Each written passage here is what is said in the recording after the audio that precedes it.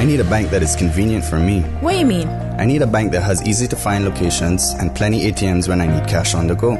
Oh, well, that's easy. You need to bank with Cayman National. They have 7 customer service centers and 23 ATM locations. The newest one is at the East End Post Office, and I hear there's more to come. Well, sounds like I need to bank with Cayman National Bank, the convenient bank, because they seem to be everywhere. Yeah, that's true. Cayman National is everywhere. Surely they are Cayman's convenient bank. Cayman National Bank. We're here for you. Oh, I think they're doing a great job. A lot of them are. Good afternoon, Dwayne. How are you? Not too bad, sir. Ladies and gentlemen, Radio Cayman's Talk Today with Sterling Dwayne Ebanks. But I do have some questions. There are more questions than answers. Radio Cayman's Talk Today. If you're ready to talk, we're willing to listen. Well, I really enjoy this program today. Cayman Islands' foremost listeners participation program. May God bless every person.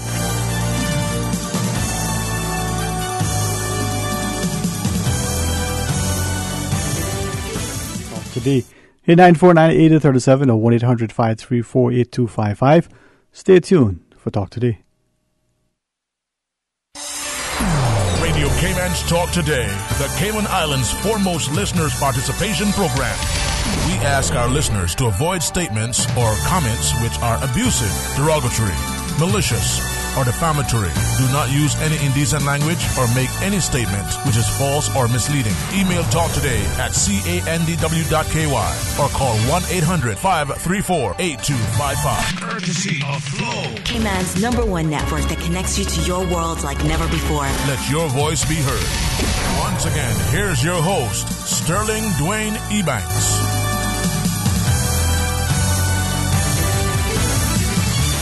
Hey, good afternoon and welcome, and thank you for joining us.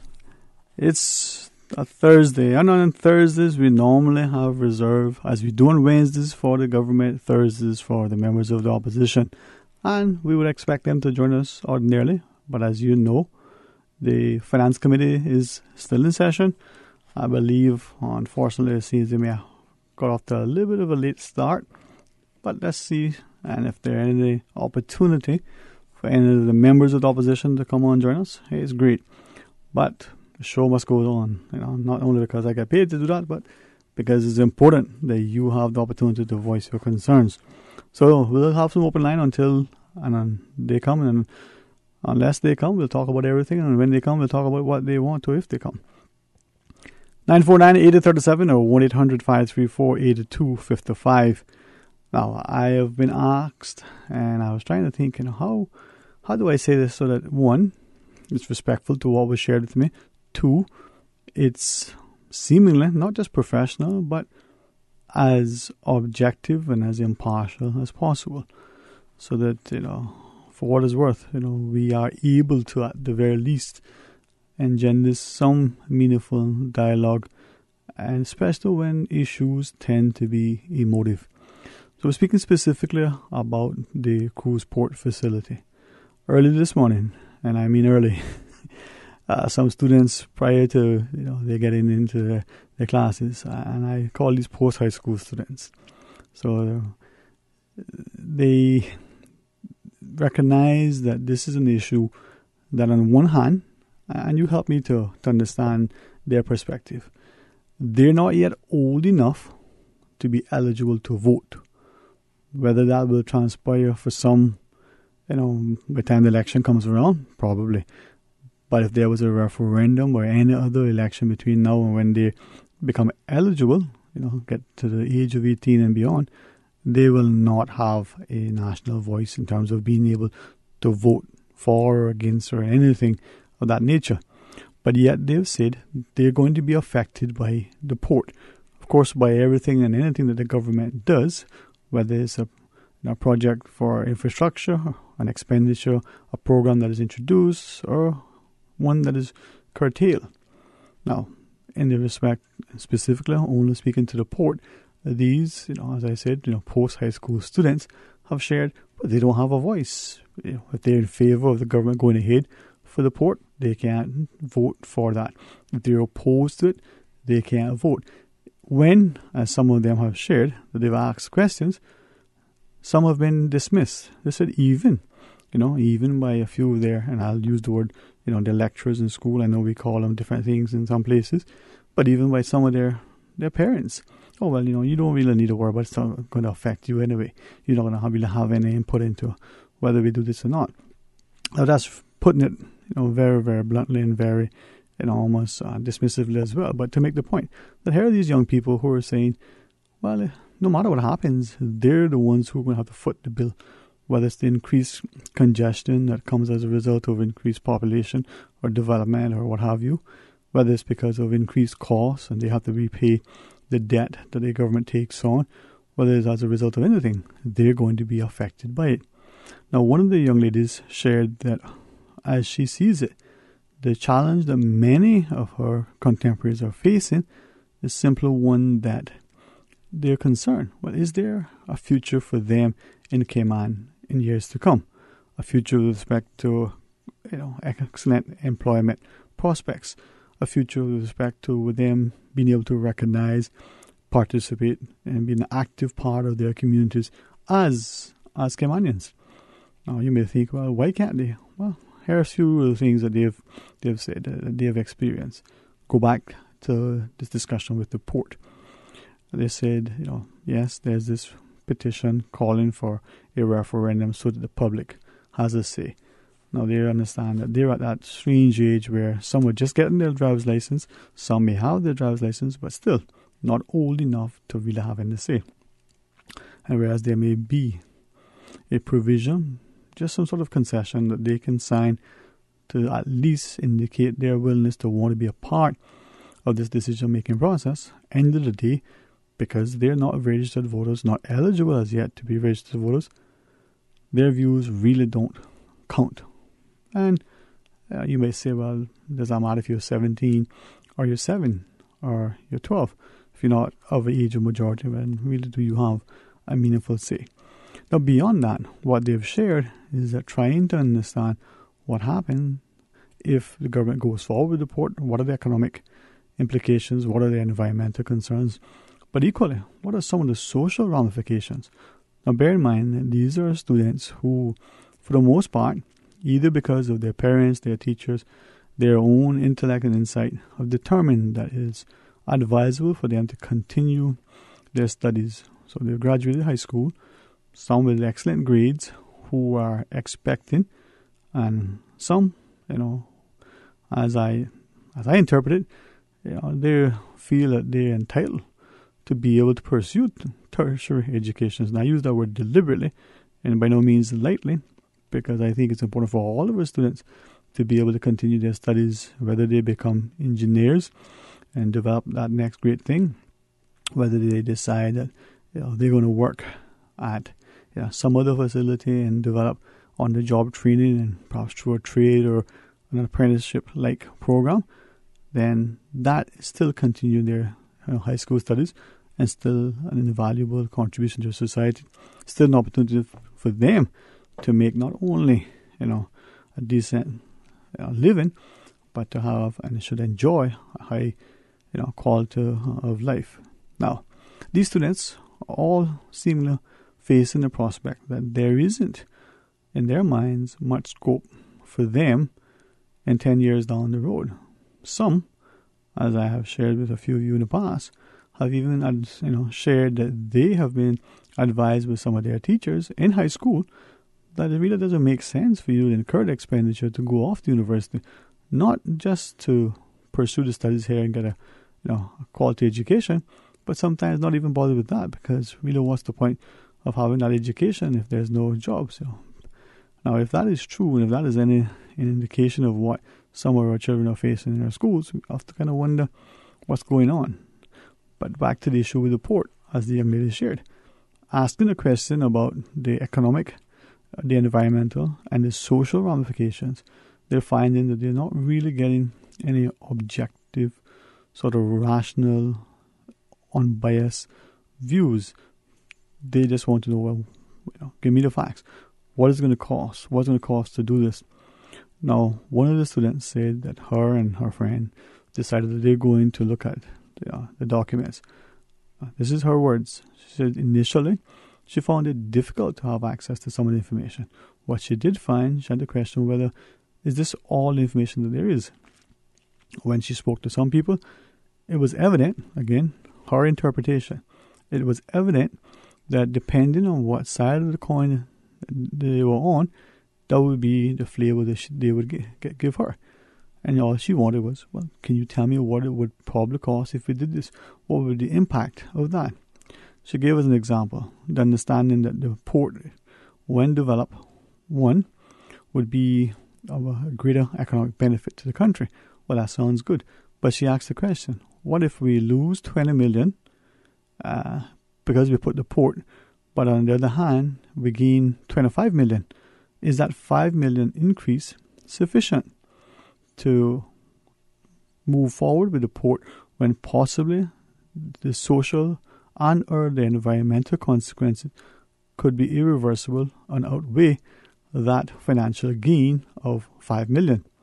She asks, well, secondly, is there any degree of certainty that irrespective of mitigating factors, will the port, as proposed, do any major detriment to the 7 Mile Beach, the surrounding harbour, corals, reefs, fisheries, dive sites, the beaches, and all the things? How will that potentially negatively impact, the environment? And she says, from what she understands, that yes, they'll probably do as best as they can to make sure, but there's no certainty, there's no guarantee, and potentially, well, they put something down and it doesn't work, they don't get it right. Can they undo it? Well, what is it some of us have heard from our grandparents? You can't unring the bell. And here is a student post high school who is asking these questions and feeling a sense of one frustration, but also my interpretation of what I see, being disrespected and dismissed because, well, not registered voters as yet. What is your time and what is your thought? Hey, 949-8037 or 1-800-534-8255. Likewise, you can, if you so choose, send us your thoughts on our WhatsApp, 925-3261. WhatsApp, 925-3261. As we referenced, Finance Committee is still in session. Invite you to, listen to it through our Breeze FM sister station, and you can simultaneously do two things. You're capable of multitasking if you so choose. We know that Thursday means that members in opposition come in when the House is in session. Obviously, that presents a challenge for even them to be in more than one place at a time. If the House breaks and they get a chance, whether the opposition leader or, one of his colleagues may or may not join us. If they do, honored to have them get their insight and talk about some of the issues. If not, well, don't hold it against them. 949-8037, 1-800-534-8255. Stay tuned for Talk Today. CUC advises motorists using Shamrock Road in front of Medak House to exercise extreme caution on Thursday, July 21st between 9 a.m. and 4 p.m. as ABC Trenching will be working on the median to replace the base for the streetlight that was recently damaged in a motor vehicle accident. The two inner lanes closest to the median will be closed in that area to allow suitable space for ABC Trenching to safely replace the base. CUC thanks you for your cooperation. Radio Cayman wants to remind the listeners, don't forget to register today for the 12th annual Grand Cayman Breeze Fusion 5K Walk Run. Help us in raising funds for the NCVO and the John Gray High School Musical Department. Registration is only $15 for adults if registered by September 30th. The walk run will take place on Saturday, November the 3rd at Smith Bacadere, but you must be registered by September 30th to take advantage of the lower fee. Visit CaymanActive.com to register today or stop by Radio Cayman on Elgin Avenue to sign up. The Tuesday and Thursday edition of The Business Buzz is brought to you by Cayman Medical Supplies, providing quality pharmaceuticals, medical supplies, and consumer products to healthcare providers, retailers, and ultimately the patients at a reasonable rate in a friendly, caring, and timely manner. Cayman Medical Supplies is located at number 93 Smith Road, Windward Center. Telephone 949-6211. Talk today. But I do have some questions. Talk today. Cayman Islands' foremost listeners participation program. Talk today. Because there are more questions than answers. What the public is saying. Waiting to take your calls right now. Sterling Dwayne Ebanks.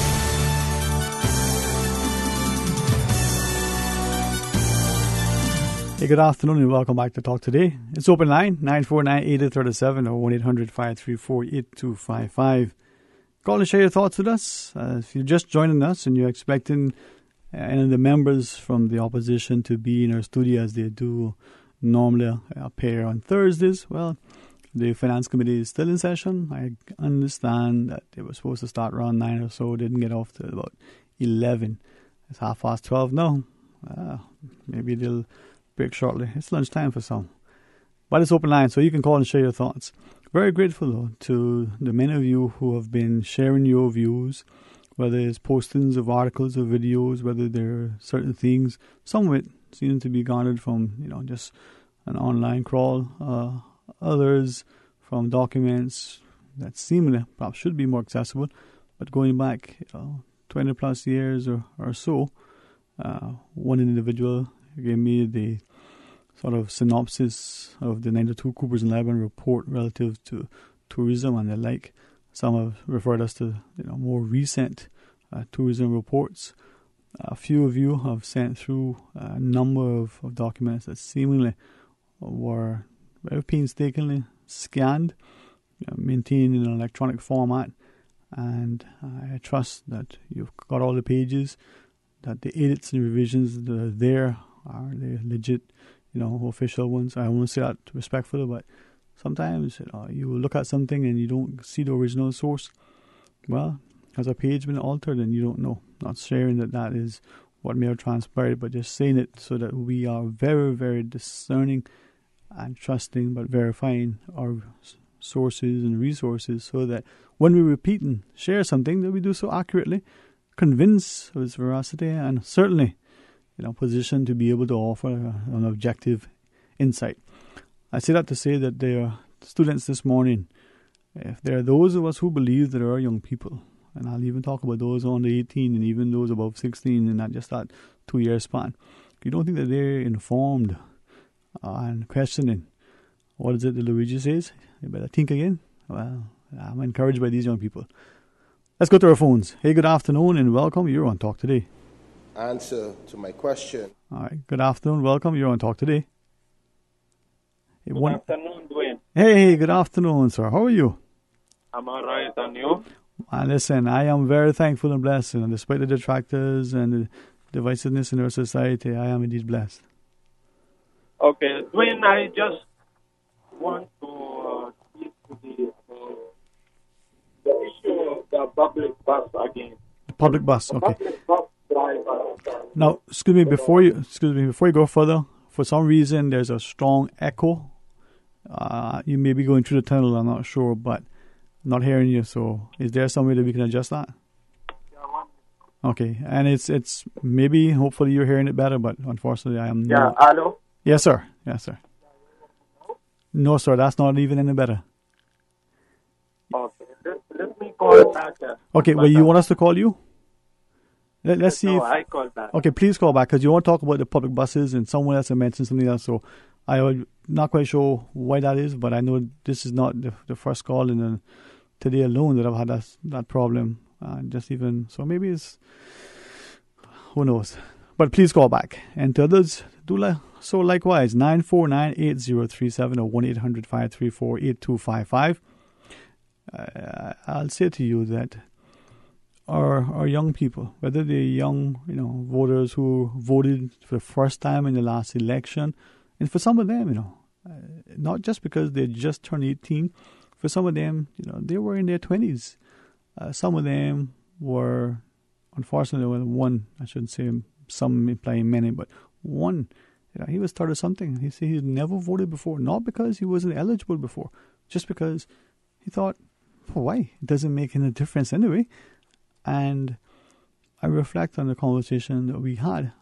For me, it's important that we all get involved and become registered voters if we're eligible to do so. Let's try it again. Good afternoon. Welcome. You're on Talk Today. Yeah, good afternoon, Dwayne. Hey, thank you very much, sir. That is so much better. Yeah. Okay. Dwayne, there is a precedented problem, a serious problem in the public transfer or public. Yes, sir. And we did many times speak, about this issue. Now, you're going in and out for what it's worth. The same issues will be had there, but public buses, let's try it and see what we can do. Yeah, he did send two inspectors, put one in Cayman and one in the intersection of East End and North Side. Okay. But those buses, they turn from Boston Town and go back to town. They don't want to go to East End. They don't want to go to North Side. And to make the story worse is the behavior of some of the drivers playing bad music, cursing bad words, which yesterday it happened in front of me in the public park. And, when I speak to the person, he cursed me too a bad word. And it become, you go complain to the inspector. Unfortunately, the inspector was busy, the one in the public park.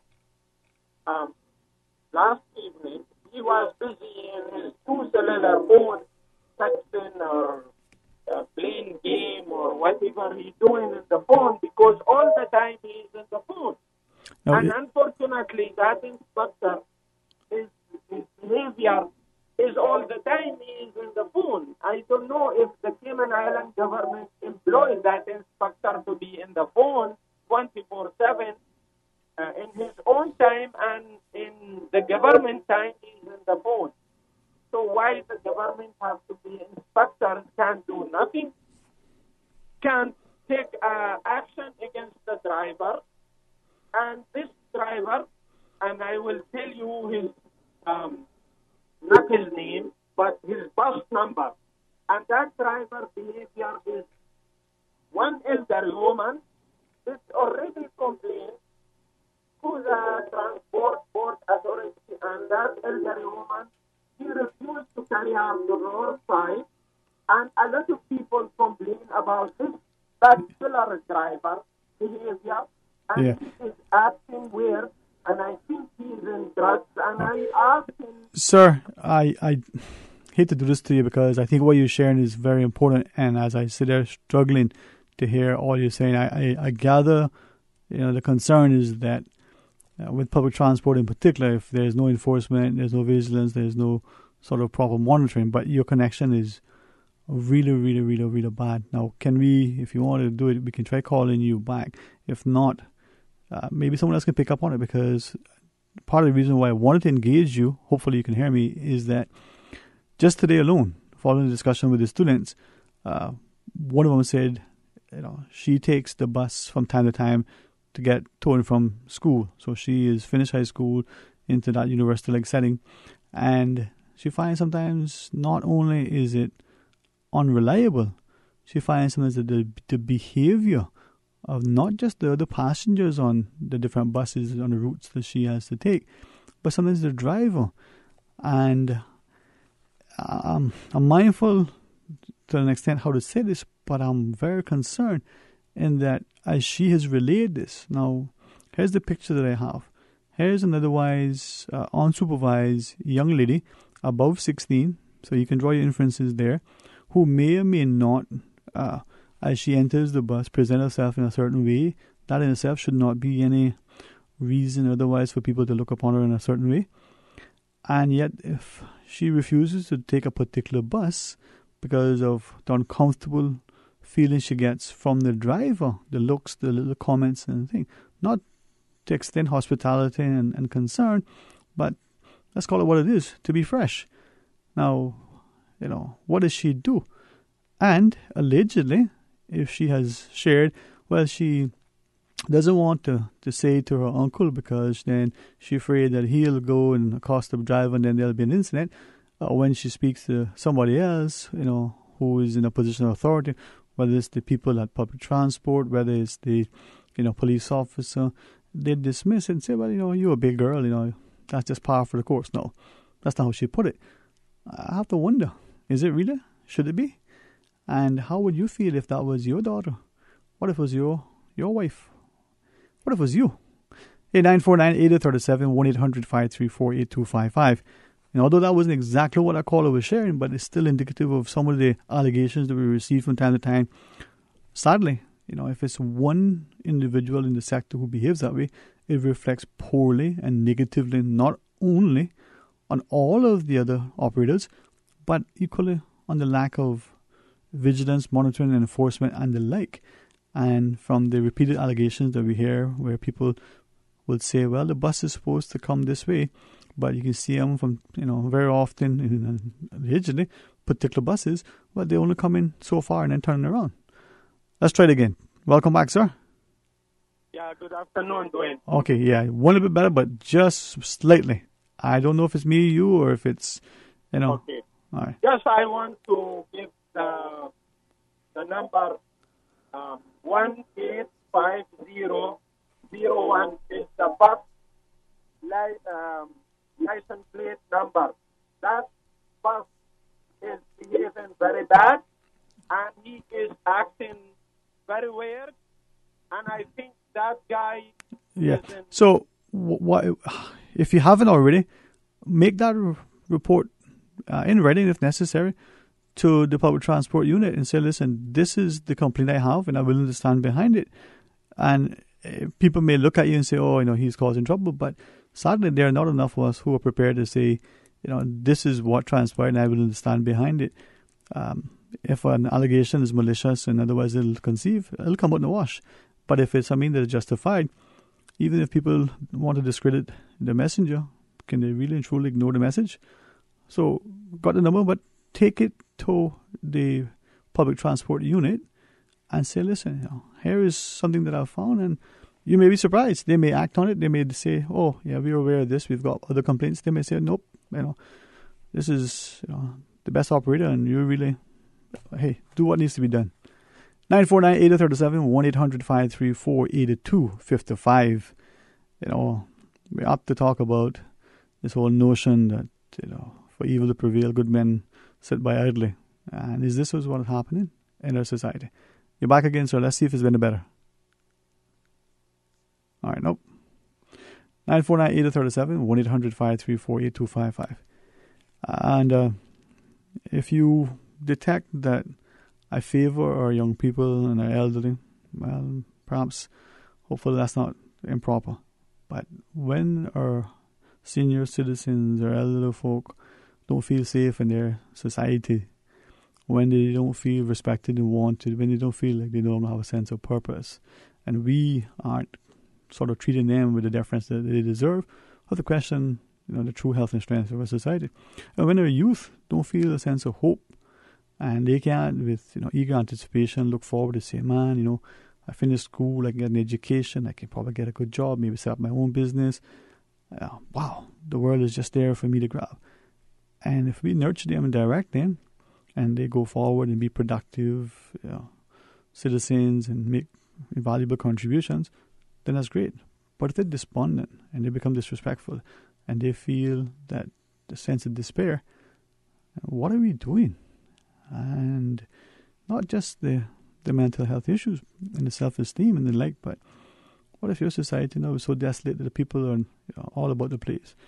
Well, we can see examples in history of particular maybe segments of some countries, whether it's the city, a little town, or even the entire state, or segments of the society, whether it's a particular socioeconomic populace, otherwise, who are not just disenfranchised and despondent, but they've been displaced.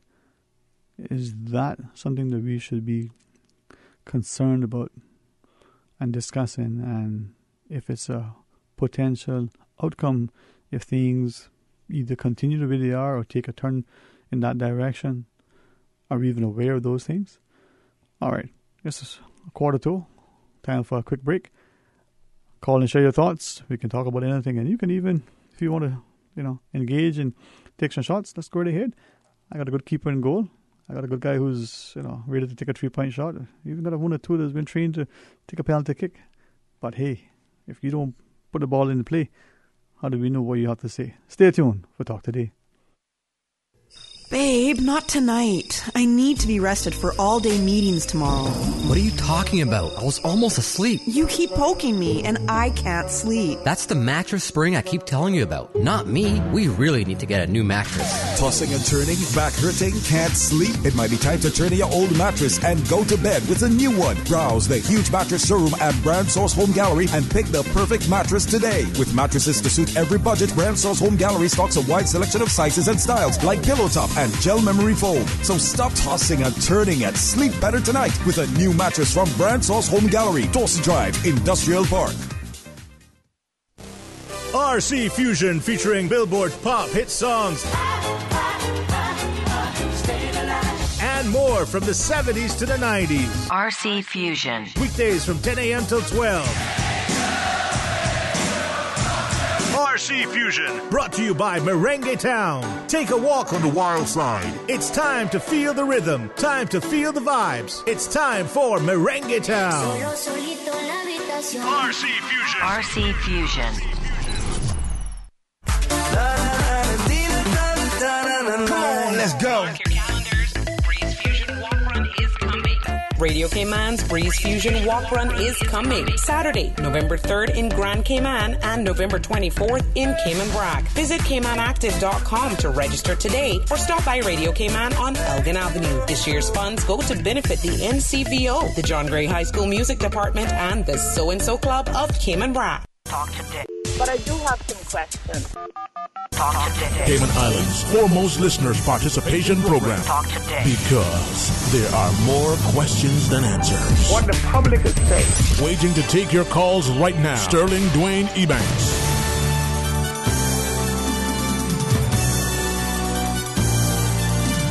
Hey, good afternoon. Welcome back to Talk Today. It's open line 949-8037 or 1-800-534-8255.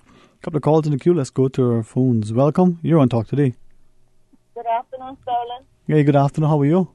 Good, son. You need a company, the man. Son, so let me give you a call. Okay. Sterling, I tried to call you yesterday. In regards to one of the progressive, what do we call them? I don't call the name of the individual, but one of the progressive members would have wanted to be one of the members of the election a year ago. Not calling no names, but you know where I'm going.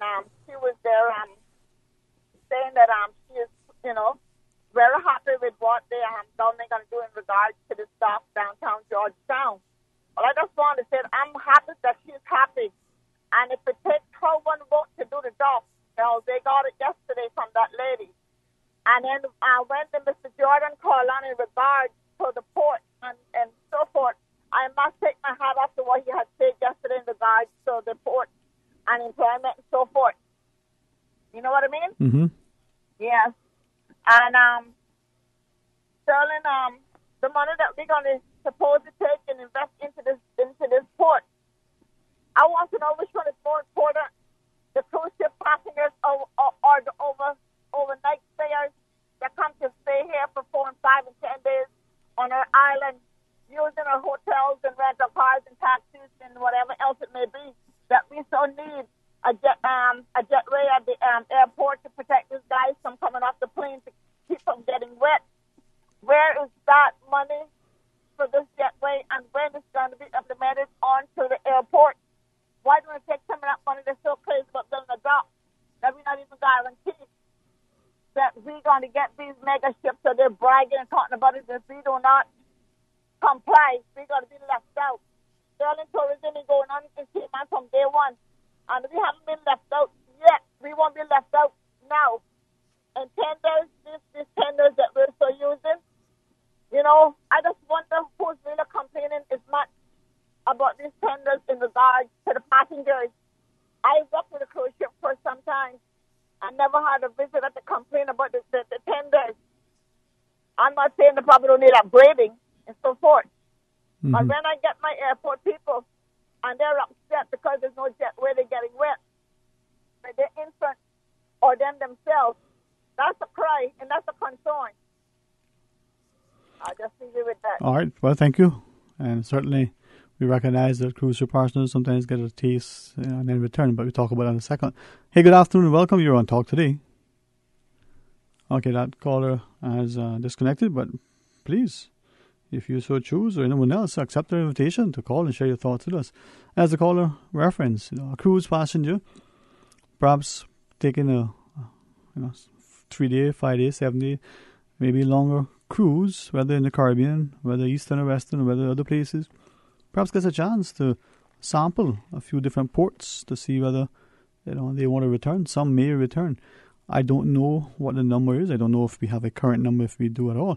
But it would be interesting to know whether the cruise passenger who visits for the first time, does that passenger return again as a stay-over tourist? If so, how long after that cruise?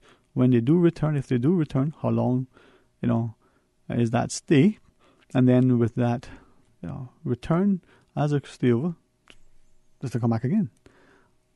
Hey, good afternoon. Welcome. You're on Talk Today. Good afternoon. Afternoon. Yes, sir. My name is Alan. Yes, sir. Good afternoon, sir. Well, hello? yes, sir. Good afternoon. I'm calling with the port there for the downtown. Why I keep asking, why are they sending on like that? Put the foot in the right place, that's plot. Hello? Yes, sir. Yes, sir. So you think spots would be the better place?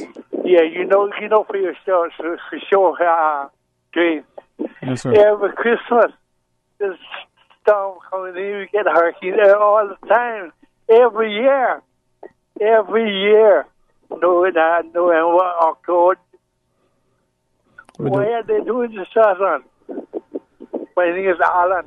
Yes, sir, Mr. Allen. And I think, as you shared, maybe that is something that a number of people have. Yes, sir. A number of people ask, why we only looking at one location in determining the Georgetown Harbor as the best location. What sort of information do we take into account? Because it may be the best location. I know you shared that spots may be a better one, but it is a question that a few have asked. I am honestly not equipped to be able to tell you whether site A, B, or C, is the best choice. But your question is right. So what do we do then, sir? Given what is in front of us as a people, what would be your advice to us? Well, every year, I know, I work at taxi. Every year, the sea get rough. Mm-hmm, right. Every year. Now, I guess that's the thing that has sort of caused a few people to question, given what has happened historically, where it's the Northwest is coming through, there are days when the ships can't pass. Would another location, not just an alternate location, but a primary location, would that have been a better choice? And maybe that's been asked and answered and it just hasn't been shared with us. I really, have to defer to those who would know more. But as a taxi operator, how much benefit, if I can ask you, do you think, just generally speaking, taxis sort of get from the cruise passengers? How much money do they make? Yes, sir? Yeah, I can say I've been working there 26 years. Mm-hmm. And every year we have a hurricane down there. You know the weather. Yes, sir. From November comes in till all April, on Easter. Mm-hmm. Because we still got these hurricanes. These two northwestern, I call them. Yes, sir. They are coming through you don't want to come down by the post office. It comes yes. up. Yeah. Always come by I don't know why they're doing this, but this guy wants to make more money to some of those guys. I don't know why. Don't notice what's going on, please. Well, I think, people like yourselves, hopefully, as you share your perspective, maybe it'll cause other people to either get a better understanding. Perhaps they themselves may be able to be more convinced in their own view. Maybe it'll cause them to rethink their position. But if we can talk openly, freely, and respectfully, maybe we can get to a point where we understand where we are. Is there anything else you want to share with us, sir? No, really, I'll call back and have a thing. Yes, sir. At your convenience, as you wish. Have a good afternoon, sir. Yes, sir. Okay, thank you very much. And this is what makes Cayman a wonderful place. If each of us can have a say, and if this is where we call home, the fact that you might, presently be a registered voter or eligible or not, if you live here. And there's so much that's happening, from what's going on in the schools to the traffic congestion on our roads and the like. And some of us, have the good, easy commute of going back and forth to West Bay. Others have to go east. Maybe that Go East initiative will come back on. Yeah, no, you're talking about me. What do you say, sir? Yeah, no. So, no, I know you're talking about us people who live up Savannah, who have it hard after 5 p.m. And to me, that's one of the things that I'm trying to figure out, because, they spent millions of dollars widening the roads. Mm-hmm. What it did was widen the traffic. So, I was passing back the other day from the Hurley's roundabout is where it's always at. Go straight back to the airport. 2 lanes of traffic. Wow. Now, to me, that's where the Hurley's roundabout is. Mm-hmm. Something has to be changed there. And I don't know if it's a matter of switching the roads so that the people who come out of South Sound, which are the ones that initially block up the traffic, mm-hmm. and I don't know if that's what it will take, but something has to be sorted out there. If I can share with you, and I do this carefully, not because those who know me know I don't have an issue with thinking and talking and sharing, but I like to do so from a perspective that is respectful and certainly informed. So it was a while back, and this is a guy who I think we could put into the category of engineer, architect, that kind of sort of acumen. Yeah. So experience and knowledgeable. And remember, some of the older sea captains had made a proposal for the port or the cargo facility, something to be Red Bay area. Don't recall exactly where. And I got a chance to listen to 3 people who, for the strangest thing, had so much to offer, but for whatever reason, as I said to one of the 3, why are you so afraid of your shadow to say what you're saying to me privately? Say it publicly. And I thought, wow, why? Eventually I found out why.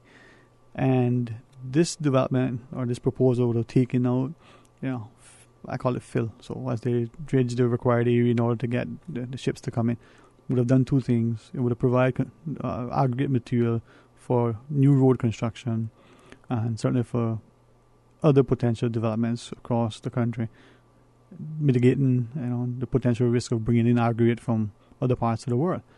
But the road network that presumably was proposed, now whether this was NRA, whether this was a private thing, I really don't know, and I don't want to speculate too much, but it showed a series of road corridors where the Grand Harbour roundabout and going east, and the potential road networks, including bike lanes, dedicated bike lanes away from traffic, that could have come as a result of this proposed development. What it would cost, how long it would take, I really don't know. And the guy said that this thing would have been such a, and he used a word that, a phrase I don't like, game changer. But he said it would have done so much, because if you had your cargo there, the access to the CDC up in North Sound, or what's that called, Industrial Park, would have been easier. Getting to and from the schools into work would have been easier. So you'd have express lanes like you would see in other places. And I asked him, well, what happened to it? You know what his answer was? Somebody didn't profit? I don't know. Were you there? After the break, I'll tell you what it is, right? All right. Hey, listen, if you know about that and if you think I'm talking at the school, then you can chastise me. But that was a long time ago. Maybe you remember it. Stay tuned for Talk Today. Radio Cayman. Radio Cayman's newsroom.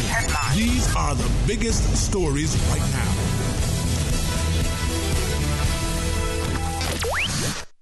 Finance Committee meets today discussing supplementary appropriations to the 18-month budget that ended on December 31st, 2017. Answering concerns by members that the votes were being taken after the money had already been spent, Chairman of Finance Committee, the Honourable Roy MacTaggart, promised members that another meeting would be held before the end of the year to deal with the 2018 supplement appropriations, in line with the public management and finance law. In news elsewhere, Hurricane Florence is at the doorstep of North and South Carolina, and she's not going away anytime soon. Outer bands from the hurricane are now lashing land at least a full day before the National Hurricane Center expects the slow-moving storm's eye to blow ashore around the North Carolina-South Carolina line. Officials say people refusing to evacuate could end up alone, drenched, and in the dark, as rescue crews won't go out to help in winds above 50 miles per hour. U.S. President Donald Trump on Thursday rejected the official conclusion that nearly 3,000 people died in Puerto Rico from last year's Hurricane Maria, arguing without evidence that the number was wrong and calling it a plot by Democrats to make him look as bad as possible. As Hurricane Florence approached the Carolinas, the president picked a fresh fight over his administration's response to the Category 4 storm that smashed into the U.S. territory last September. Trump visited the island in early October to assess the situation amid widespread criticism over recovery efforts. Those are your latest updates. From Radio Cayman's newsroom, I'm Shanda Gallego. Radio Cayman, the voice of the Cayman Islands. What's happening in your community? News and information, music and more. You can find us. www.radiocayman.gov.ky. Like us on Facebook and follow us on Twitter. Radio Cayman is your choice, your voice for today's biggest news. Radio Cayman.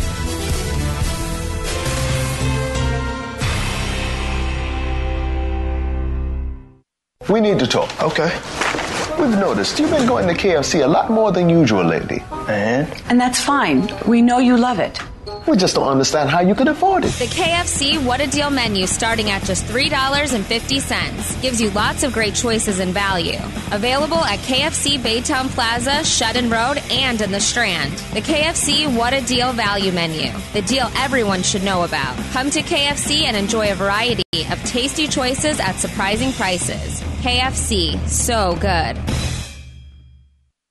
Brand Source Home Gallery has been appointed the exclusive Cayman supplier for Duravit bathroom products. Duravit is the leading international manufacturer of bathroom ceramics, tubs, and showers, recognized around the world for beautiful, functional products. Winner of top industry awards, Duravit collaborates with leading European designers to provide the most elegant and innovative bath products. If you're ready to bring style, comfort, and innovation to your bathroom, visit Brand Source Home Gallery to see the new Duravit showroom and meet the in-house bath designer. Whether you're planning a functional family bathroom or a personal spa retreat, browse the Duravit collection and be inspired. Brand Source Home Gallery, delivering a new standard in custom designed bathrooms. Brand Source Home Gallery, Dorsey Drive, Industrial Park. Water Authority Cayman wishes to advise the public that the following areas will be restricted to the motoring public from 6 a.m. to 1 p.m. on Sunday, the 16th of September, to facilitate temporary road repairs.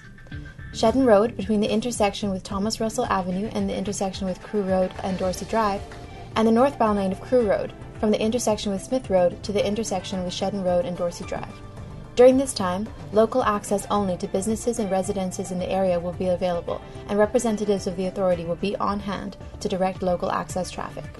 Traffic signs will be posted in the general vicinity, and all motorists are asked to drive with caution to ensure their own safety as well as that of the Water Authority staff. The Water Authority appreciates the patience and understanding of its valuable customers as it undertakes these roadworks and apologizes for any inconvenience this may cause. Monday through Friday, 3 to 6 p.m. Radio Cayman's Super Jam Show, the #1 drive time entertainment show on your radio, featuring Will Sinatra. Enjoy a mix of pop, hip-hop, reggae, dancehall, Latin, soca, urban gospel, old school. The Super Jam Show is fueled by the proud sponsorship of insurance agent Michael Webster from Cayman Insurance Center. Don't take chances with your family's future. Talk today. But I do have some questions. Talk today. Cayman Islands' foremost listeners' participation program. Talk today. Because there are more questions than answers. What the public is saying. Waiting to take your calls right now. Sterling Dwayne Ebanks.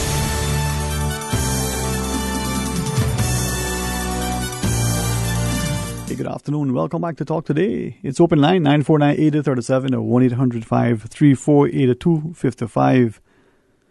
As you know, it's Thursday, and if you're tuning in order to be able to hear members from the opposition and they're not here and you're disappointed, well, please accept their apologies. I think you can verify where they are if you listen to our sister station on Breeze FM. Their finance committee is in session, so they're there. So if you wonder, well, are they earning their keep? Probably are. At least they're present and accounted for. I know they're going to give me a ribbon for picking on them, but hey, they're public officials. And if you tune in and going, oh, good, they're not there, then you can talk. Right? Well, see that as a plus in your favor. Either way, want to engage you. 949-8037 or 1-800-534-8255. I referenced earlier the discussion with some of our, post-high school students who were concerned that they're not being heard. They obviously sometimes are being lumped. All young people are, and we see all sorts of, unfortunate things about them. But are we taking time to understand what they're feeling and to ask them, what do you want to do after high school? Why do you want to do that? Or why aren't you doing this? And to hear their responses that they don't really see a future for themselves. And worse, they don't see a future for themselves here in Cayman.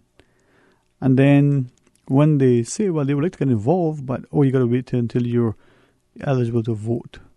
Now, in addition to capital projects like the port, I shared with you that on Friday last week, a group of them had said that we need to talk about the traffic issue and to maybe focus on making the pedestrian, the center as opposed to the vehicle. It'll be safer, people will be healthy and the like. There'll be less pollution, so our carbon footprint will be reduced, and there'll be all sorts of benefits. Now, I joke and jest about different things, but honestly, those of us who have to work in or near Georgetown or anywhere north of there, and we're coming in from any of the eastern districts, even on the outskirts of Georgetown, so you live in Prospect, Spots, Red Bay, and the like, everybody is trying to, enter into town and north thereof, probably creates an issue for traffic management. As my colleague and good friend just shared, you've got wider lanes of traffic so that you just sitting side by side looking at each other, not really getting anywhere. That's to get into work, and then you got to repeat that going back home in the evenings, and you're there for an hour plus trying to get home. When you get home, how are you going to feel mentally? And are you going to have time to then go and exercise if you so choose? Are you going to feel like exercising even if you make time? You've got perhaps children to get to in order to attend to homework, supper to prepare. Maybe you decide against that, so you're going to pop into some fast food place or takeout place and pick up something. Is that considered a treat, or is that customary? Is it as healthy as you could make it? Is it as financially advisable? Now, don't want you to suggest that I'm knocking us eating out, because boy, that's a good option. Thankfully, we can do it. But should that be what we do every day? And what are the costs and consequences of doing so? Now, beyond that, what about the frustration and the behaviors of our drivers on our roads? So let's take the narrative that, hey, the person decides, I'm not going to leave work at quitting time, whether that's 5 or 6. Let's stay another hour or two more. Let the traffic ease off. Well, what's that doing for you? What are you doing that time, and how is that impacting your family and social lives? Now, maybe it's Monday through Friday. Maybe it's every day. But then think about those people who, let's just say for argument's sake, it's a Friday evening, and they're taking their children to youth group, and they're caught up in that traffic. So you want to get there for 7 to 7:30. Is traffic still pretty horrendous at that time of evening? Not just at 5 and 6, but maybe after. Every day of the week. What is that doing to our minds? And have we done a simple calculation that says if we're stuck in traffic for 2 hours a day for 5 days a week, that's, equates to how many days out of our lives that we sit in traffic? Not a difficult, equation to compute. But the question is, coming back to infrastructure development and to those young students last Friday, are we looking at a way to not just reduce the amount of traffic congestion on our roads, but prioritizing their capital works projects or infrastructure development that could potentially move more of our people at a faster, safer way than having all of us, having to get into a car or smaller private, buses that may move 10 or 15 people, or some may move a little bit more, but at great expense to the country and to the individual and to the environment. Hey, your thoughts, 949-8037. Or toll free with the compliments of Flo at 1-800-534-TALK. That's 1-800-534-8255. Or if you want, you can WhatsApp 925-32621. This WhatsApp message said, I'm for the port, but let's just have a read of that second there after we go to our callers. Good afternoon and welcome. You're on Talk Today. Good afternoon. How are you doing, Sterling? Hey, good afternoon, my good friend. How are you? I'm just going to assume that it's open mic. Hey, you know what, man? That's a fair assumption. Our members of the opposition are still, I don't want to say stuck in finance committee because that might sound like a bad thing. They're in finance committee. No, they're doing what they get paid to do. Work. Yep. Yeah. Well, I just want to actually just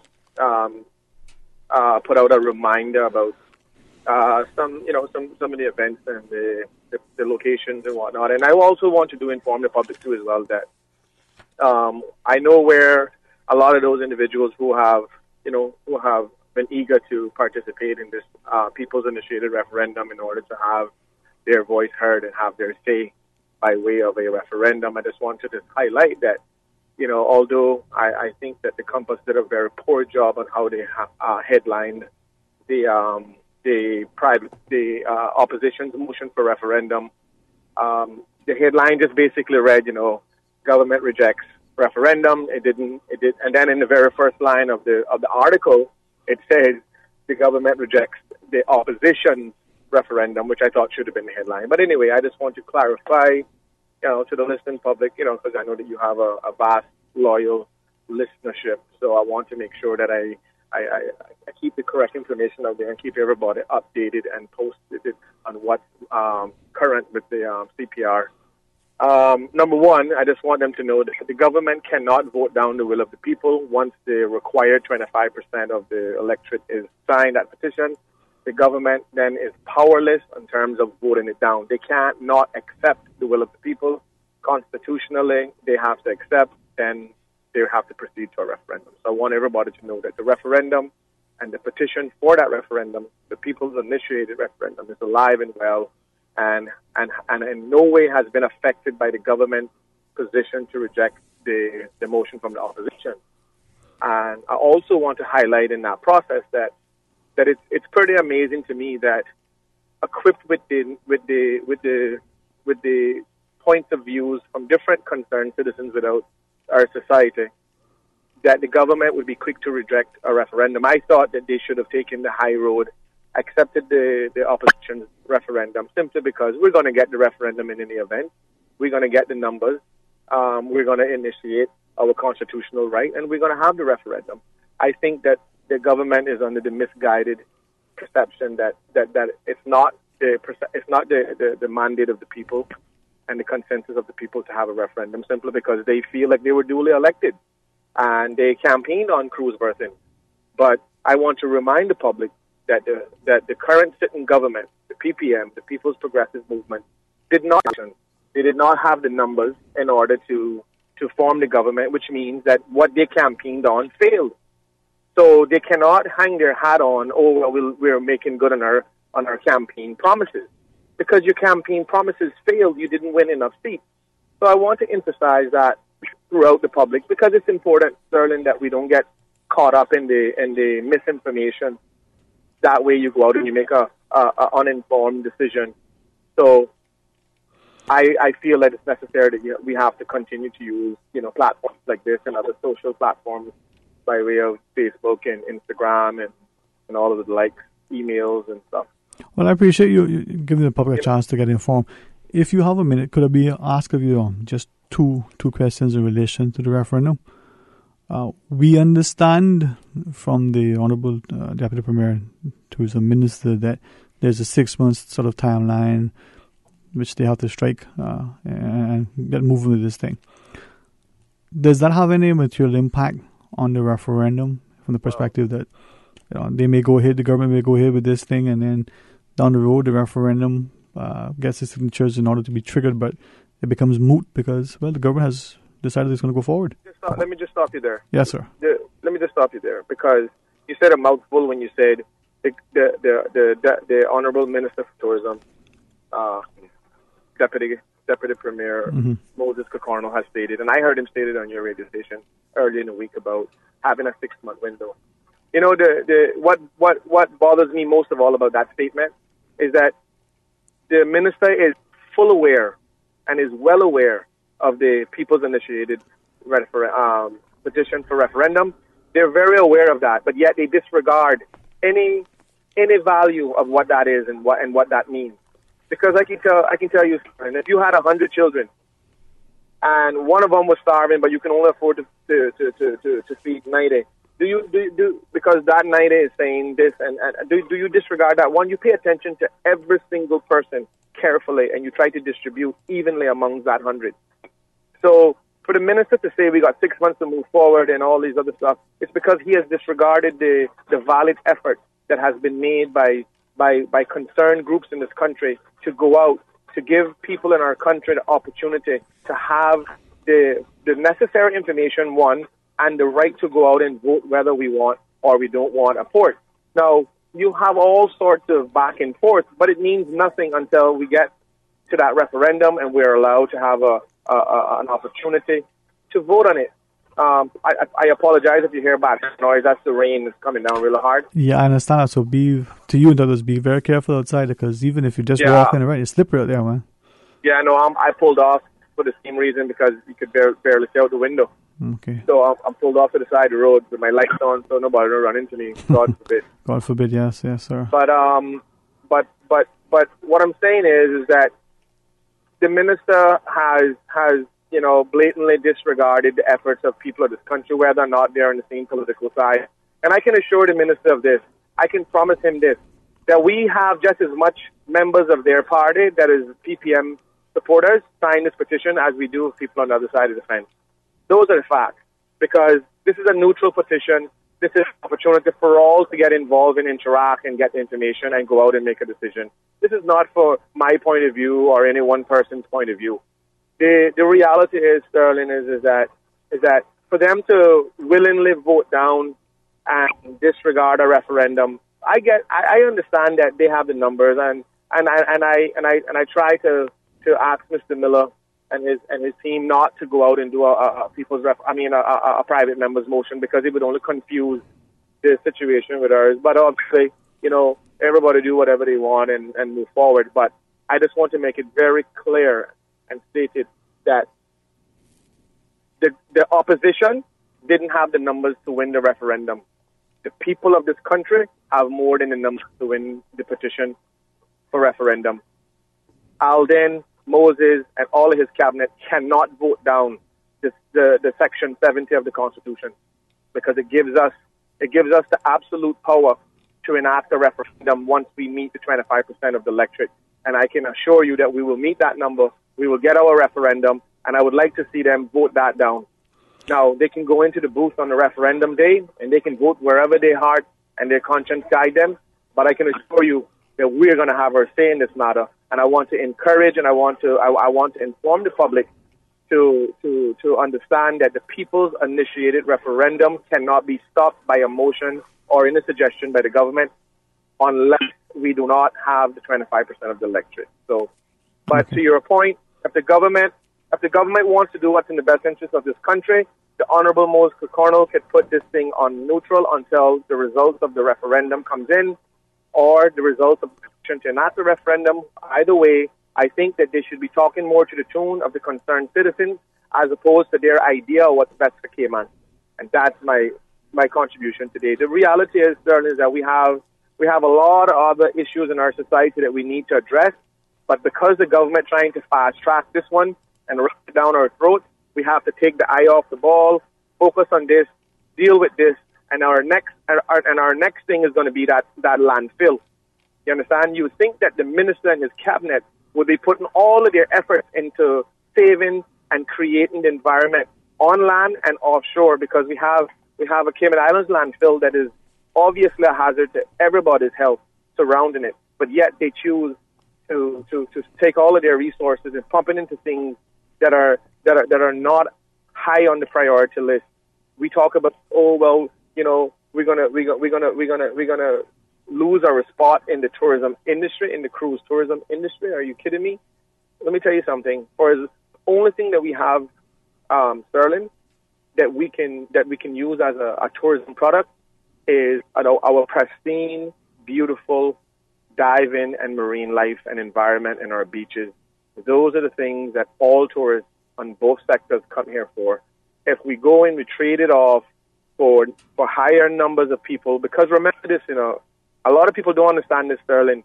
This is where the government base their numbers off of, people who come on cruise ships. The government gets $17 a head, right? Whether they come on or off the ship. So the government is not looking at the government is not looking primarily at tour operating and money spent on shore. The government is looking at that guaranteed dollar, that once that ship calls to our port, every sold on that boat has to pay a head tax, regardless of what that number is. And if we're willing to trade off a person sitting on a ship in a harbor that's destroying all of our precious marine life because we want $1 per head, then we are being absolutely naive, and we are operating from a counterproductive point. And it's not right. And I think that the people of this country deserve all the information. I think the people of this country deserve to have a say. Right. I think now, the people of this. We want to ask you two things. One, of course, is we got a request from some of our listeners for you to tell us, where, if they're interested in getting more information or wanting to sign the petition, when and where it would be available. Members from the organization would be available so that people can sign the petition. Okay, great.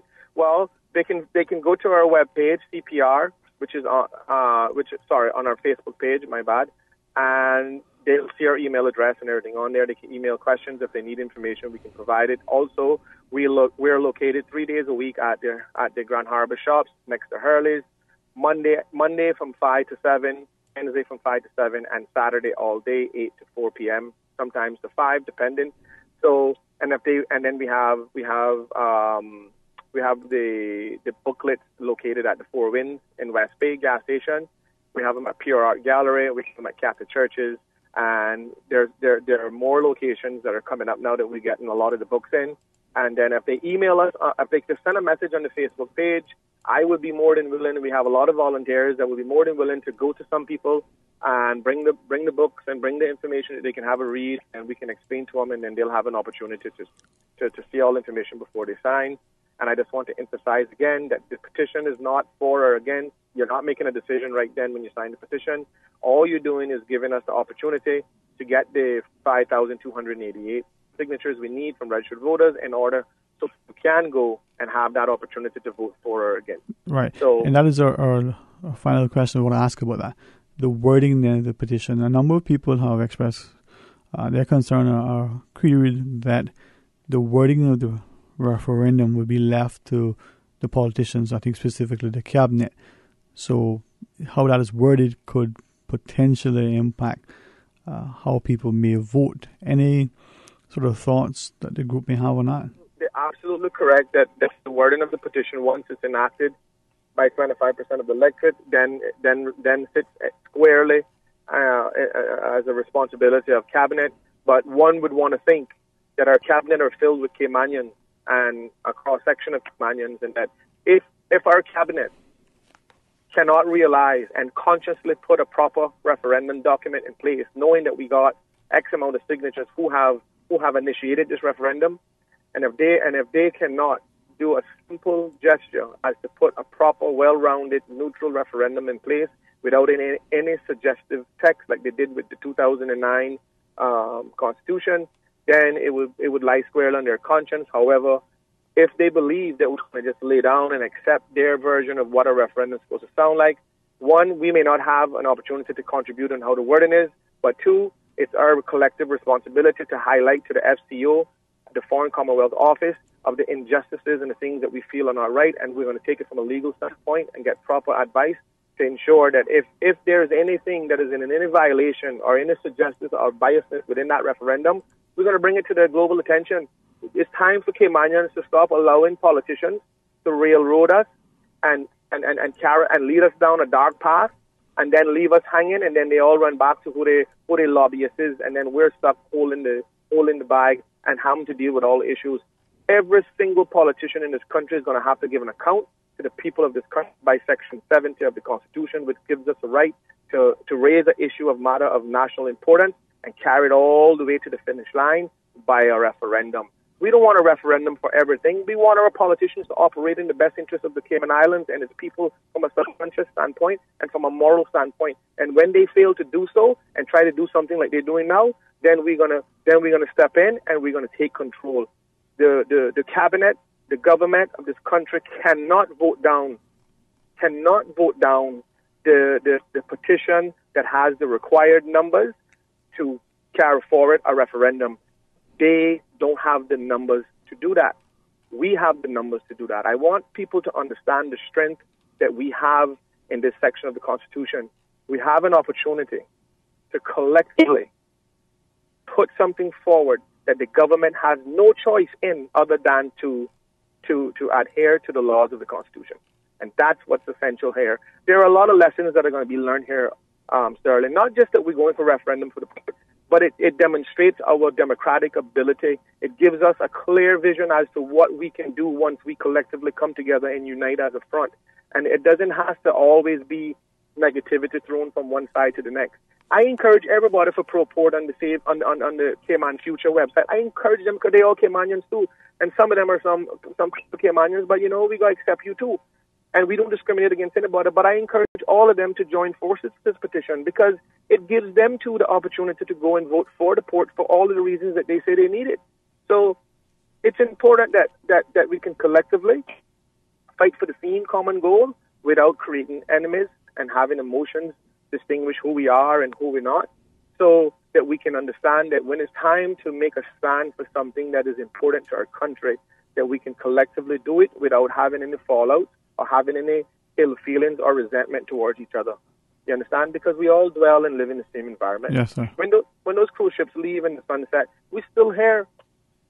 So anyway, I think I might have carried on a bit, but I just want people to understand the importance of having the right to have a say in your country.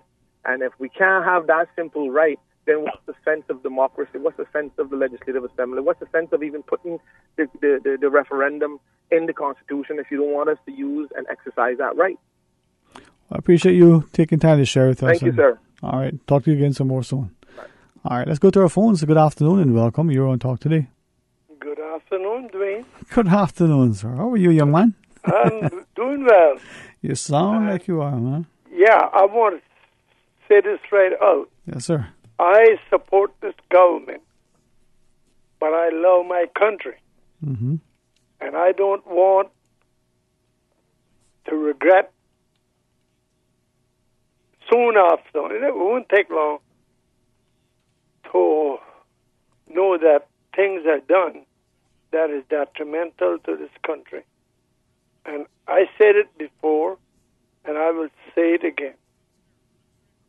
To put a dock in Georgetown, like what we're talking about, will be the ruination of town, 7 Mile Beach, and tourism. Because tourists is not coming to Cayman for a dock. They come here for what we already have. A beautiful beach, lovely weather, great sea life to follow. And if we are fool enough to just ruin it for prestige, that we done it, it will be to our regret the balance of our lives and our children and theirs. Because putting a dock in Georgetown like putting it behind a mountain where the land protects the dock most of the time. But for us to put in Georgetown, remember these ships, these mega ships that almost stand twice or three times high as the land that we have to protect it. And that is where we will make fools of ourselves. I am satisfied with what God has provided for us. Our people has made a good living in the tourism section. And all we will be guilty of standing in the way of our children coming behind, because that's what they come here for.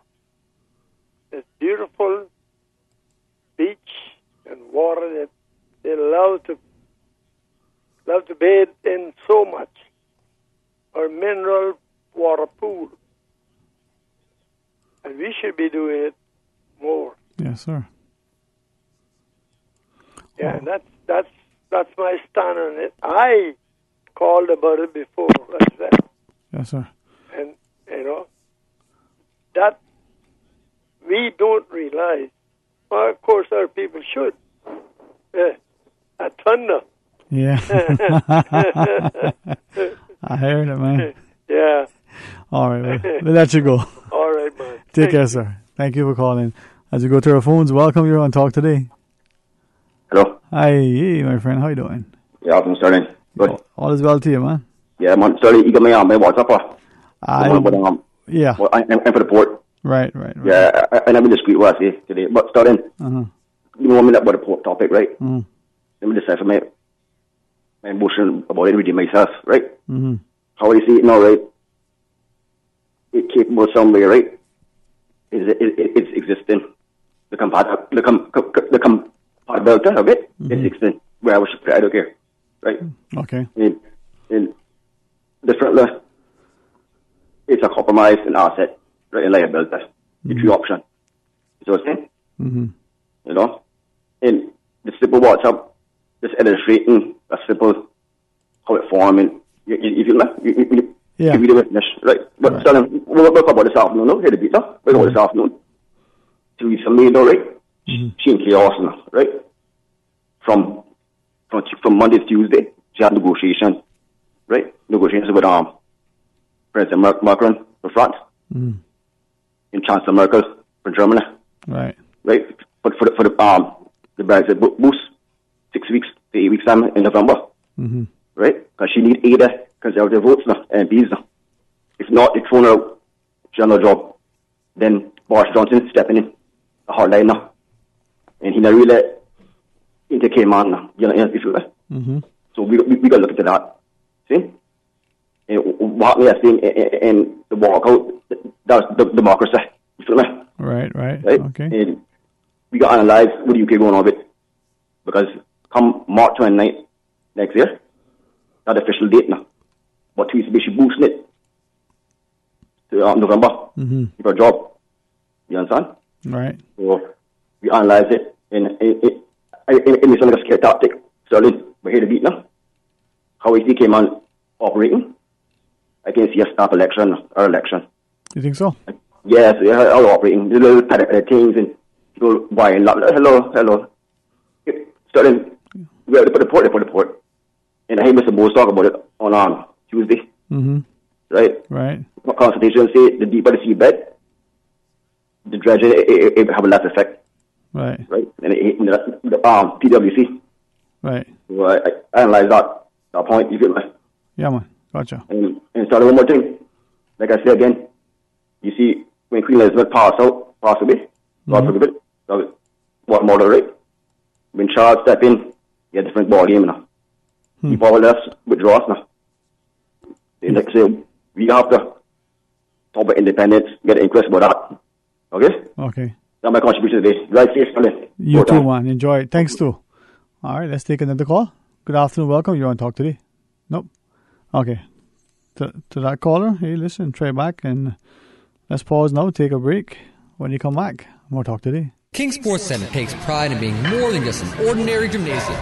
For 14 years, their multi-purpose facility has been providing the community with a variety of sporting, recreational, and relaxation activities. King Sports Center has a bowling alley, lounge bar, multi-purpose rooms, powerhouse gym, rock climbing wall, bungee jumping, a 10,000 square foot rink, and so much more. For more information on the variety of services, call their friendly staff today at 946-5464 or email kings@candw.ky or visit www.kingsportscenter.com. King Sports Center, your one-stop shop for fitness, recreation, and relaxation.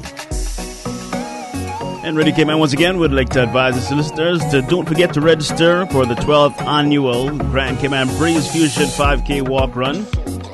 You can help us raise funds for the NCVO and the John Gray High School Musical Department. Registration is only $15 for adults if registered by September 30th. The walk run will take place on Saturday, November the 3rd at the Smith's Bacadere. Of course, you must be registered by September 30th to take advantage of the lower fee. Visit CaymanActive.com to register today or stop by Radio Cayman on Elgin Avenue.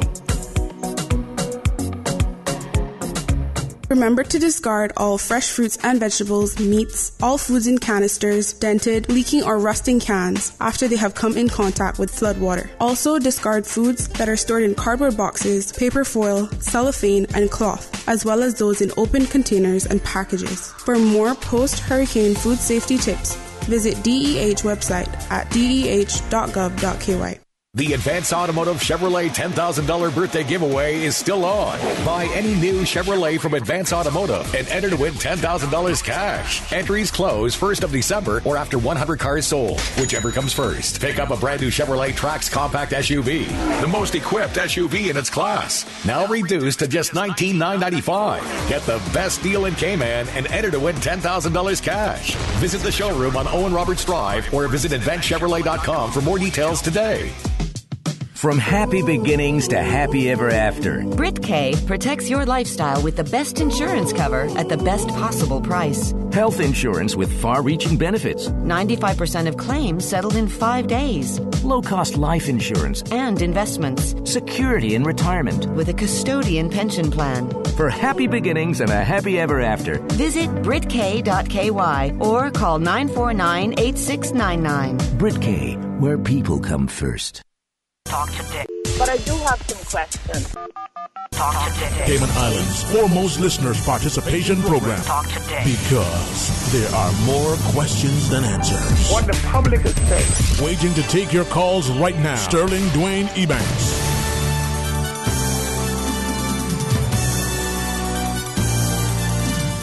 Hey, good afternoon. Welcome back to Talk Today. It's open line 949-8037 or toll free at 1-800-534-8255.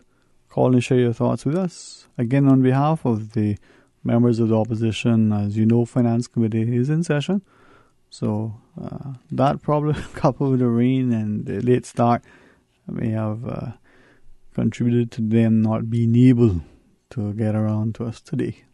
But still want you to be a part of the discussion and share your thoughts with us. It's open line. We can talk about anything else you want to talk about if you so choose. Or we can always chat about the port or any issue. Now, the reason I asked the port is topical is probably the fact that something that is going to, according to the government, their mandate, they want to move forward, keep the economy going, make sure that the industry is well served, that Cayman as a tourist destination and as a cruise destination is well positioned.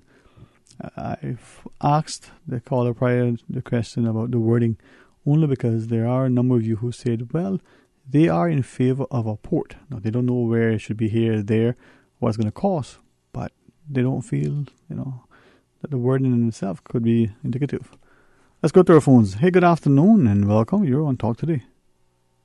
Good afternoon again, Priscilla. Yes, sir. How are you? Oh, I'm pretty good, thank God. All right, thank God, man. Now you can sit down and listen to the talk shows all day. All right, man.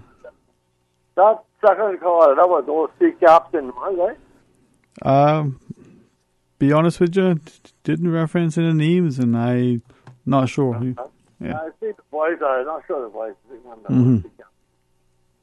You know, I heard something on the young people talking this morning, and this is very bringing a lot of concern that a lot of them are afraid to say anything because the repercussions they may have in getting a job and other things.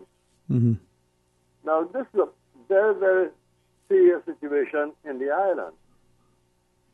It takes me that we don't have a democratic government anymore, but we have some kind of dictatorship that anytime people open their mouth against what the ruling elite says, they find ways to make you pay, suffer you. Mm-hmm. Now, there's a few things about this sport. But before I say that, there are all the young people, though you may not be able to sign the referendum, you can influence a lot of people who can sign, your parents, your uncles, your other friends are old enough, and encourage them to sign that referendum so that we will have a chance to see whether we have a port or not. It doesn't matter what party you're for, whether you're for or against it.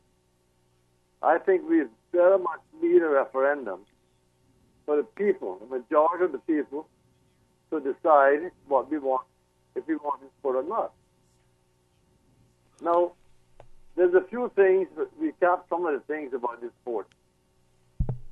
The other master mariners, I don't think any of them has agreed with having the port in Georgetown. I've heard all the scuba divers and other people that stay not here but abroad, they're warning about impact on the coral and the beaches. And not much mention of being made of Eden rock, but from the looks of it, that is already gone in this port. And whether it will affect my beach or not, I mean, it has already, these have already been impacted my beach for many years. I mean, I could just go behind Treasure Island and shoot 100 lobsters in a couple hours. Abundance of fish and everything there, but they're gone. Different areas in the beach say that it's already gone. And this will only speed it up. But the politicians are not listening to the divers. They're not listening to the master mariners. They're not listening to the environmentalists. Which begs the question, who are they listening to? Do they feel that they're so smart they don't need advice of anybody? They can do what they want? I mean, who's going to profit by this? You know? And what is, they say the cost of the poor is going to cost you. It seems that there's no set figure yet. There's 200 millions, I mean, been passed around, but that is how much they say to build the port. But how much are you going to pay back in 25 years? That's more like 500, 600, 700 million you have to pay back. And you check that out on an annual basis. Are we going to get that much more tourists spending that much more money that we will be able to pay all of these, pay back this loan and get a little profit on it? But that's something that you raised that has been a question that we've heard from a few individuals who, as if they wouldn't mind me terming them, sort of finance professionals, who shared that a number of the sort of points put forward have been based on assumptions that we would have X number of people coming to our shores, spending X dollars over this time frame. As a result of that, that'll equate to this amount of money, and so it makes the project viable. And a few have said, well, they're good, but how sustainable are those assumptions? How reasonable are those assumptions? And will there be any other things that are not accounted for by the numbers? One, to your point, one said, well, if you get more people, is it meaning that they're going to have time or be able to spend more money, even if they were willing and able to do so? Can we accommodate that many people at one time? You go into some of the shops sometimes, and one individual gave us an example. There's an impending weather system, and you run into the supermarket. You're willing to buy. The goods are available, but the shop is really, really crowded. Can you really move about the aisles and get your stuff and get checked out? And, would you really want to have to engage in that every day? And he's questioning the sort of quality of the experience for these people. It's not like going at a business sale that, they're getting things at, 90% off. No, the ones that see will profit a lot. The cruise ships will have more people that they can book tours for. Right? Now, already, that is not helping the local people because they're charging like 2-3 times as much for the tours as what the people can get the tours on land. And the ordinary bus drivers, taxi drivers, are not getting much because they're all pre-booked with these big companies. So they're going to profit a lot more people. It has also been said that the main thing is that people spending money on are jewelry and watches. So people that sell those will make some more profit. But the rest of the island are not going to make anything. They're going to be making less. Because it shows that the ships do not stay at all these sort of 5 ports around the Caribbean. Now they spend more than 5 hours. They can't because they have to leave in time to get to the next port. And the congestion. I mean, what are these politicians thinking of? Where are they getting this advice from? That we need a port. It just does not make any sense. I mean, if I was a politician, someone would offer me $5 million and push it through. Even then, I'm not sure I'd be tempted because you're going to ruin the island for children and grandchildren. So certainly encourage everyone to sign that referendum, sign the public that we can have a referendum because the people need a voice in this matter and not to be just led down a destructive path by 10 or 12 politicians. Right. Thank you very much, sir. Thank you, sir. Thank you, too. And to the caller's points, what are your thoughts? Does, in your mind, having more tourists come off the cruise ships, walk ashore, equate to more money in the economy, higher and more sustained spend by those tourists for the taxi and tour operators, for the different shops? Do you think that those increased numbers mean that more probably return more often, whether as continuing cruise ship passengers or as overnight guests? Now, a quick message that just came through saying, with all of this, what are we doing now to make sure that the experience isn't a sour one? I guess this person is asking a question in relation to what the caller shared earlier. With our cruise passengers coming ashore, how are they being treated and welcome? Is there something that we can do to make that experience better? Another person here is questioning the quality of our attractions and the sort of available attractions. They come and they go see these places. Is it a place that is worthy of them visiting again? Hey, good afternoon and welcome. You're on Talk Today. Sterling? Yes, Mom. The government is talking about this pair.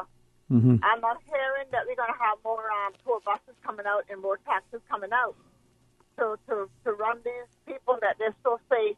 There's going to be a bigger boat wants to come here to the Cayman Islands. And I would just like to hear someone say, yes, you're going to be bringing out more tour buses, more taxis. And do they have to go to public transport to get a license to drive these buses? Say, for example, Tom Jones has a tour bus business, right? Mm-hmm. And he wants to bring out 4 more buses. So he have to go and get his guy to go and check a test to be a tour guide driver for his bus. We're hearing all of these things, but we're not hearing how it's going to be run after if we do build this pier. You understand? Mm-hmm. Where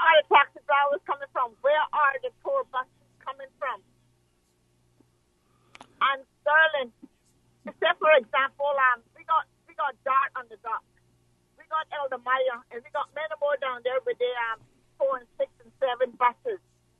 How much tours can a company got like 6 buses do per day for still got two mega ships in? How many tours do you think that those companies can do per day before the time runs up for these guys to go back to the cruise ship? Erlen, you know what I want to say? Government, no. If these passengers come off or don't come off, they are still getting their head tax money. They're going to still pay to sit on all water and look ashore with their binoculars and look at the Cayman Islands if they doesn't want to come off or if they want to come off. No one is stopping them from coming off. They come off if they want to. No one puts a gun to their head and telling them they must come off because the seats are busy.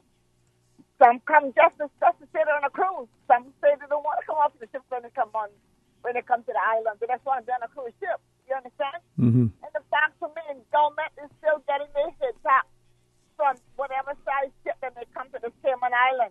I want someone from the government calling to tell us how many more buses they're trying to put on the road for these mega ships that they're so concerned about. And where are they going to park? And what about the spot out there by the Education Department? Out there, the disaster can't even hold. I don't think they hold even 20 taxis in there plus the seaters that park in there with them. I want to know where they're going to park and what time will they get down to the Royal Pier or not the Royal Pier now, the new dock to park up. Where is the express lane for these buses to get downtown to get these guys going where they have to go and get them back at the pier within so much hours? Because, Sterling, I don't care how many boats we bring to the Cayman Islands. They is spending no extra time in the Caymans. You hear me? None. And the tourism knows that too because they got to get to their next destination. They need to stop talking trash in our ears and just bring out the truth and tell us, hey, this is what a story is. Right. Yes, well. Thank you, Ann. Thank you too. 8949-8037 or toll free at 1-800-534-8255. It is open line. If you want to call us and share your thoughts, use those options. If you choose to send it by WhatsApp, 925-3261. Hey, good afternoon. Welcome. You're on Talk Today. Good afternoon, Dwayne. Good afternoon. How are you? I don't know if you have a guest there, but if they're there, good afternoon to them. Okay, it's open line, but yes, thanks. Oh, it's open line. Well, that sounds better. Even better yet. Calling regarding this person's facility that we're talking about. I am a small water sport operator, right? We have permission from inside the port to be able to book our tours on land. What we would like to know, and I would like for anyone from the government to call publicly on the radio or give us something in writing in the radio that this new berthing facility that they're planning on building, what would be the status of the small operators that are on the inside that has permission now from the port to operate? Because as we know from other islands, when the cruise line built, they do not want no small operators competing with them. So in my opinion, they're just what's going to happen to us is we're not going to no longer have business. Is that right now for them to take the bread out of our mouth to give it to the big operators?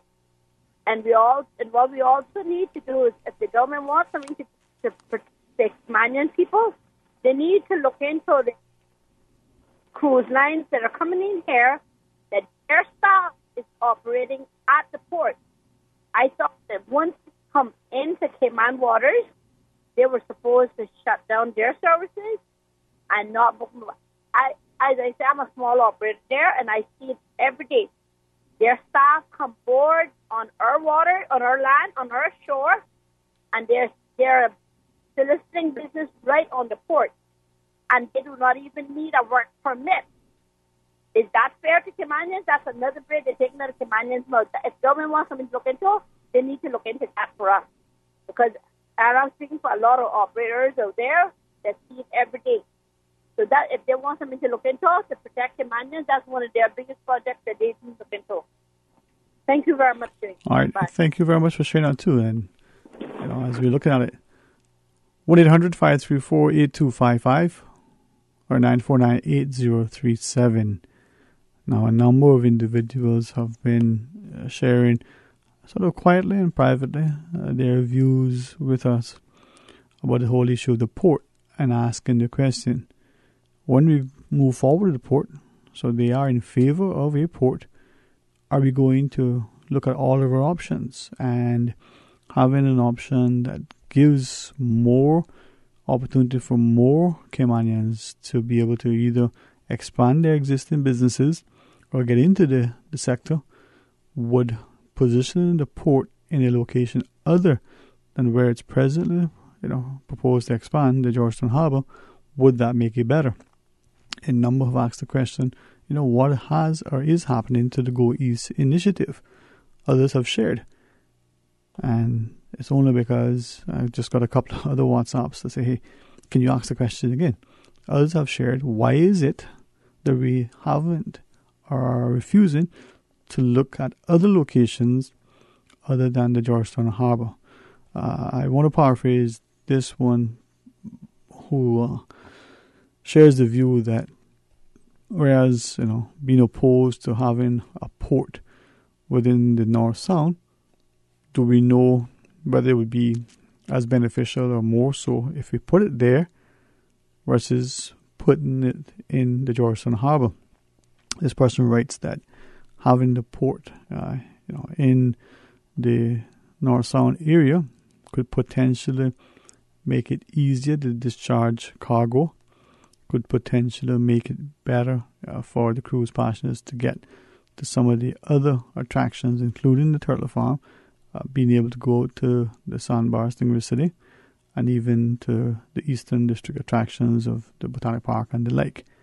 The person also adds that, yes, it probably might affect the environment, but would that impact be any more so than what is in the harbour as proposed? Hey, good afternoon and welcome. You're on Talk Today. Hello. Yes, sir.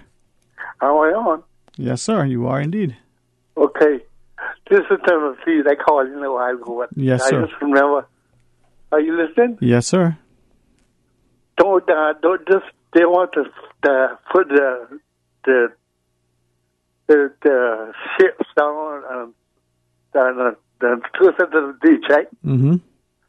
So what just says isn't this says down where across from Kentucky has been sold?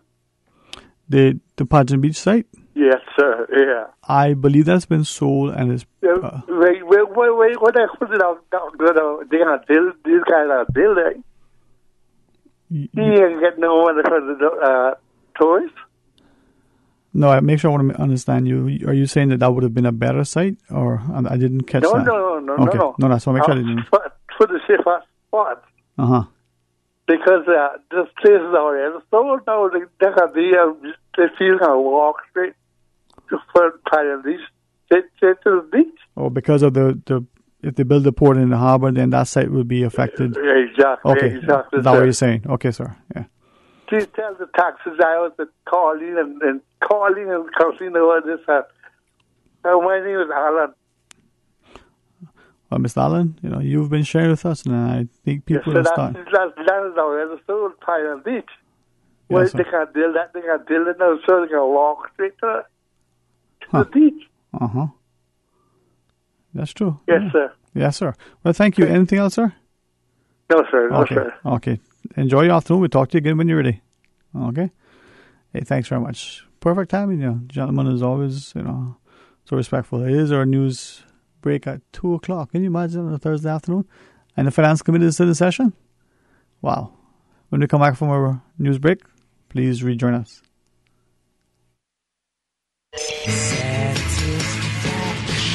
Satisfaction is guaranteed 24 hours a day, whether it's music or information. From Grand Cayman to Cayman Brac to Little Cayman, we've got you covered. You ever hear a thing like that? Radio Cayman in the Cayman Islands.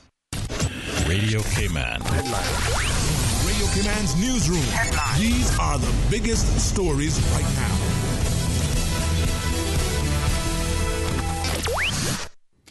Workers in the first Summertime National Community Enhancement Program clean up more than 65 sites over 2 weeks. Infrastructure Minister the Honourable Joey Hugh tells Radio Cayman the figures collated show a 23% reduction in people enrolled, adding that closer analysis highlights the fact that many of those registered have significant barriers to accessing full-time work.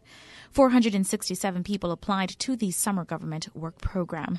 Traditionally, the program is held over the summer to give unemployed Caymanians an opportunity to earn some cash in the lead-up to the holidays.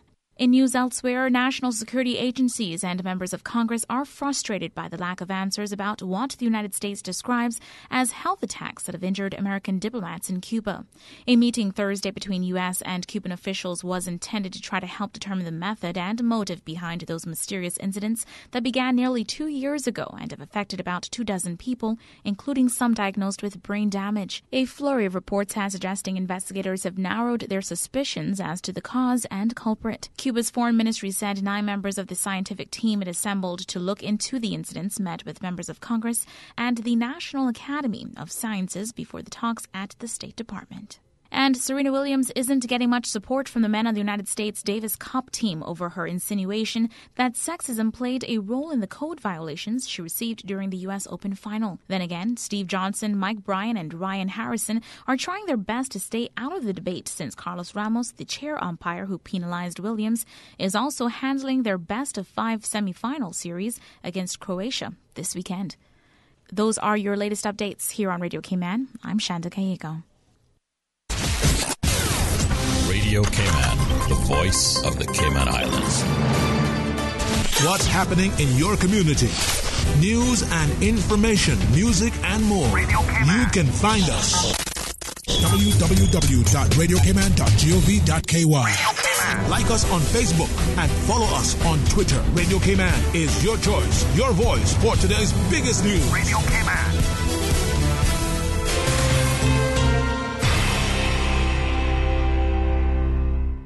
Don't forget to tune in every Monday through Friday for the 7 a.m. news, brought to you by Cayman National Bank, proudly serving the Cayman Islands since 1974. Visit Cayman National Bank today for all of your financial needs. What if being in recovery from a mental or substance use disorder was something we proudly showed the world? Millions of people are in recovery, sharing hope and support with family, friends, and community. Join the Voices for Recovery. If you, your family member, or friend are in need of support, please contact Department of Counseling Services at 949-8789. Talk today. But I do have some questions. Talk today. Cayman Islands' foremost listeners' participation program. Talk today. Because there are more questions than answers. What the public is saying. Waiting to take your calls right now. Sterling Dwayne Ebanks.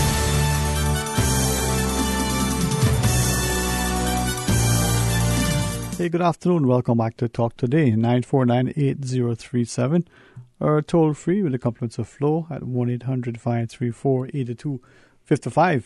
Call and share your thoughts with us and weigh in on the discussion. It doesn't have to be about the port, but looking at all the comments that we have coming in here electronically, it seems like that is the topic that a few of you are sharing. Let me read a couple of things. This one just came in, so with respect to the others, what I say, last in, first out. It says, good day. What provision being made for the cruise ship mooring and the unloading of parcels while construction of the berth in the cargo facilities is taking place? So this person is asking the question, what are we going to do when they start construction?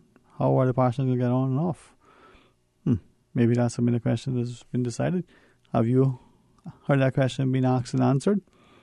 What is your thought on that? This person wrote previously, says, as this person is in agreement. So I'm for the port. So the tourism industry generates revenue. Coral is just made up of animal, vegetable, polyps, and minerals. Says globally coral bleaching is occurring through climate change and excess carbon dioxide. That's just a factor. The outcome, though, is whether ever the project is executed. It's just a capital project. This person, they're sharing it through. So they're implying that, are we looking at this from the perspective of how we're going to grow the economy and make it sustainable? make it economically viable and providing job opportunities and contributing money to their coffers. Others of you have shared that they're not sure how to sort of vote for a referendum. On one hand, they certainly are very much in favor of us building a port, but perhaps they don't seem to have enough information about what's going to cost, what's going to be a reasonable, estimate of its cost. Some have questioned, well, so much is being said.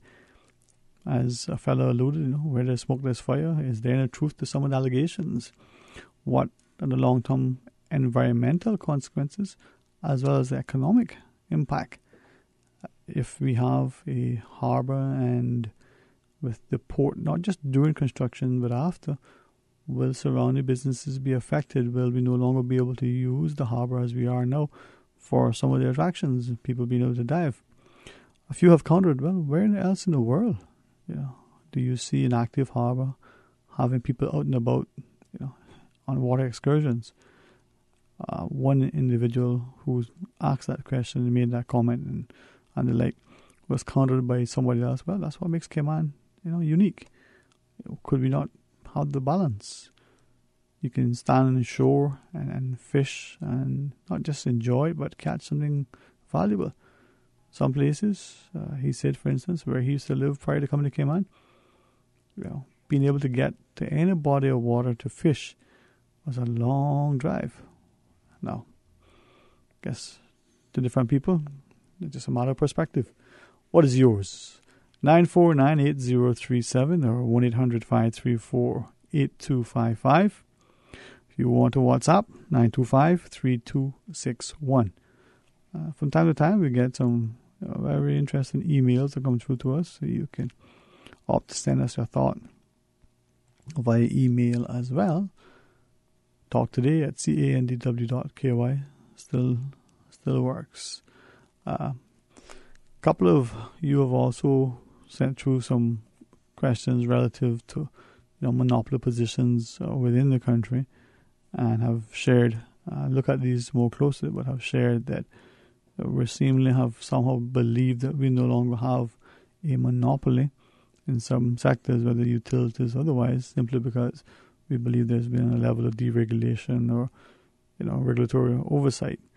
But it's cautioning that still is just a matter of what's on paper. The reality in practice is that some of the utilities still operate like a monopoly. 949-8037 or toll free at 1-800-534-8255. Of course, you can WhatsApp 925-3261. And if you opt to send us your thoughts on email, well, let's talk today at candw.ky. Now, earlier we referenced the students who were chatting to us about the importance of being heard and involved, simply because, one hand, they're going to be affected and impacted by this, and two, for the time being anyway, they don't really have any official voice. They're not eligible to become, registered as voters because they're not old enough as yet. They're not in full-time employment, so as one said, quote unquote, not really paying our dues. We're still, in our parents' homes, still subject to sort of their health insurance. They're paying their tuition and the like. But these are young adults in their minds. Now graduated from high school and on to the next chapter in their lives, and yet they're feeling, well, what can we do? For some, that sense of sort of despair and hopelessness, I think, is of concern to some of us, because it may cause them to either delay their education, to may potentially even, just disregard it altogether. And for others, it may be that they get what they can get here with a view that they have to make their, pastures greener elsewhere. Now, what would be the consequence for us? 949-8037 or 1-800-534-8255. If you want to WhatsApp, it's 925-3261, and share your thoughts with us as you so choose. As we shared, the Finance Committee is in session, and as they go through their details, certainly, ask you to, if you can, multitask. Go ahead, listen to our live proceedings on our sister station, Breeze FM. Of course, if we air and rebroadcast it later, catch it here on Radio Cayman as well. It's important to be involved and informed. Now, the other thing that the students from last Friday were sharing with us in relation to our infrastructure and the need to look more closely at our roads, our road designs and their use, and the fact that the traffic congestion is only getting worse as we get more people with more cars, with more people with more cars. It's a repetitive cycle that becomes costly to build, but also to maintain. But there's also a hidden cost that many people don't appreciate, is the amount of time more of us are in traffic going nowhere. One student, he said, he wants to, perhaps during one of his breaks from university, see whether he can get either under the tutelage of the NRA or some government ministry, even maybe just approval, to do a study to see how many of us are in traffic and at what times, and then be able to quantify that number. Not just come up with hours, but to see the profile of those people, get an average sort of per hour, as and then come up with a figure of lost revenue. So he says when he goes back, for this semester, he's going to broach it as an independent study with his school, with the view to being able to understand the true cost, or at least another cost to a society and to individuals of people not being, actively engaged. He shared that the idea struck him when he realized one day while at school, the sort of mass transit that almost everybody relies on had a slight delay. It wasn't for any length of time. It was on schedule and unexpected, and as a result of that, it meant that people were delayed. And he thought, if they're delayed, then what is the cost of that? Because then there had to be provisions to make. And he said, how many of us have been traveling over the years, our flights get cancelled or because of weather, and then that cost of having to accommodate those passengers is somehow shifted to the airport or to the airline. And if the passengers are accommodated either with a ticket or a meal or an accommodation, then how does that, sort of spin out over the period of time?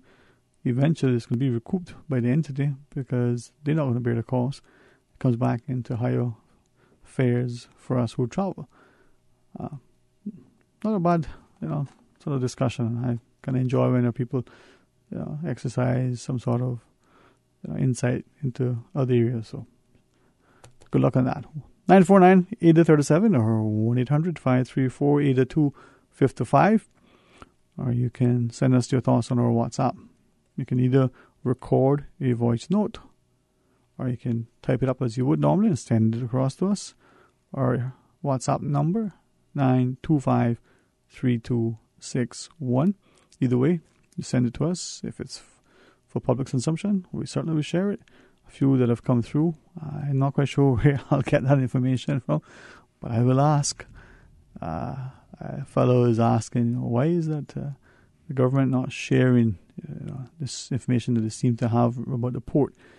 He puts in brackets, a government and the word, commercial is sensitive, should not be allowed in the same sentence. Well, what is your view on that? Perhaps some of you quickly say, well, wait a minute now, the government is negotiating something on behalf of the people.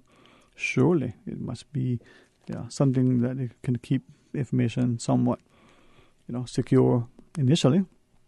Now, how long is that? And do you think that they should be allowed to do so? But if the private sector negotiating to purchase or construct something can do so privately, should not the government, to some extent, be able to do so, out of the scrutiny of the public initially? 949-8037 or 1-800-534-8255. Got our final break scheduled. We'll take that momentarily. Shouldn't be very long. And when we come back, it'll be more talk today. If you call and share your thoughts with us, hey, we'll know what you're thinking. So please, Stay tuned for Talk Today. Are you ready to pace yourself? Sunday, September the 23rd on West Bay Road at the Public Beach. The Lions Club of Grand Cayman's 7th Annual Delano Hislop Memorial Journey for Life 15-mile walk run. Register today and do your part to help raise awareness for prostate and colon cancer and also raise funds to help support victims and survivors in the Cayman Islands. Registration fee is only $25. For more information, visit www.lionsgcmpacce.com or call 917-7223. The Delano Hislop Memorial Journey for Life 15-mile walk run. Sunday, September the 23rd on West Bay Road at the Public Beach. The Advance Automotive Chevrolet $10,000 birthday giveaway is still on. Buy any new Chevrolet from Advance Automotive and enter to win $10,000 cash. Entries close 1st of December or after 100 cars sold, whichever comes first. Pick up a brand new Chevrolet Trax compact SUV, the most equipped SUV in its class. Now reduced to just $19,995. Get the best deal in Cayman and enter to win $10,000 cash. Visit the showroom on Owen Roberts Drive or visit AdvanceChevrolet.com for more details today. Talk today. But I do have some questions. Talk today. Cayman Islands' foremost listeners' participation program. Talk today. Because there are more questions than answers. What the public is saying. Waging to take your calls right now. Sterling Dwayne Ebanks.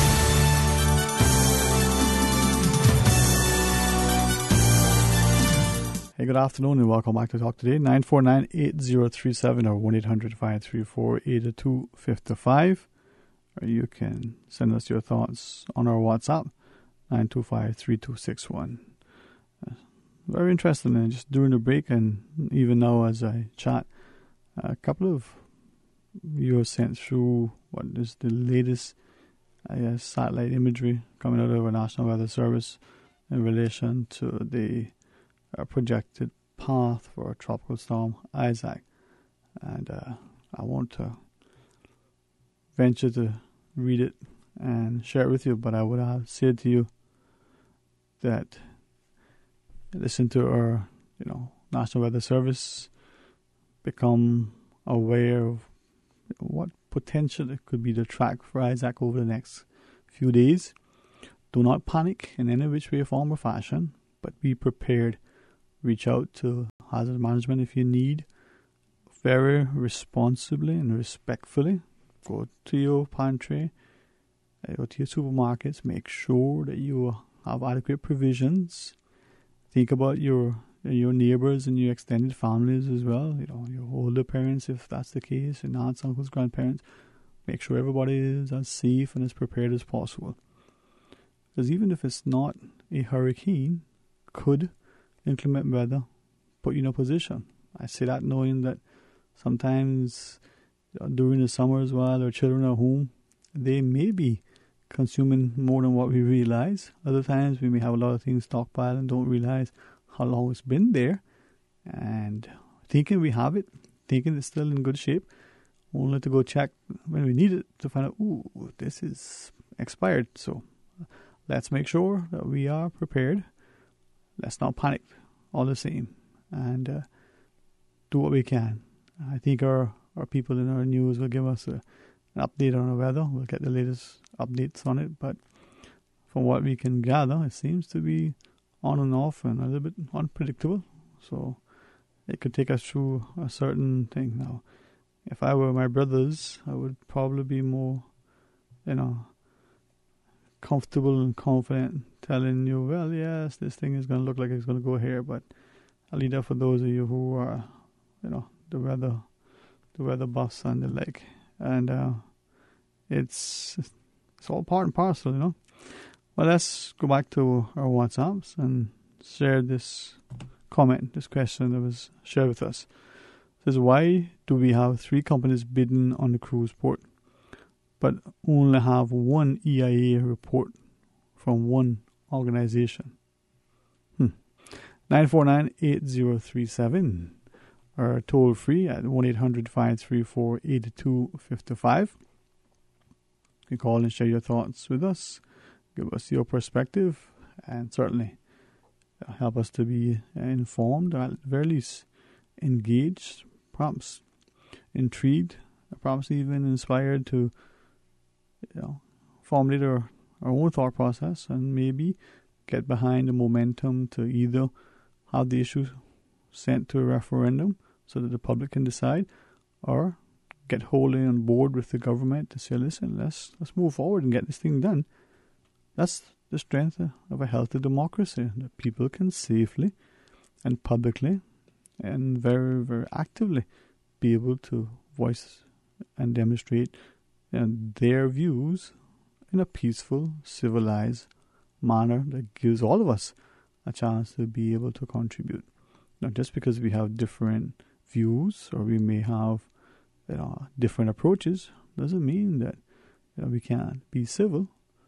Now, if we feel that we're threatened or we're going to be ostracized or penalized, punished, or otherwise victimized for doing so, well, we've got a number of choices. And if we keep quiet and run and hide, does that make the problem go away or does it get worse? And it may be not so bad for you, but what about those who come after?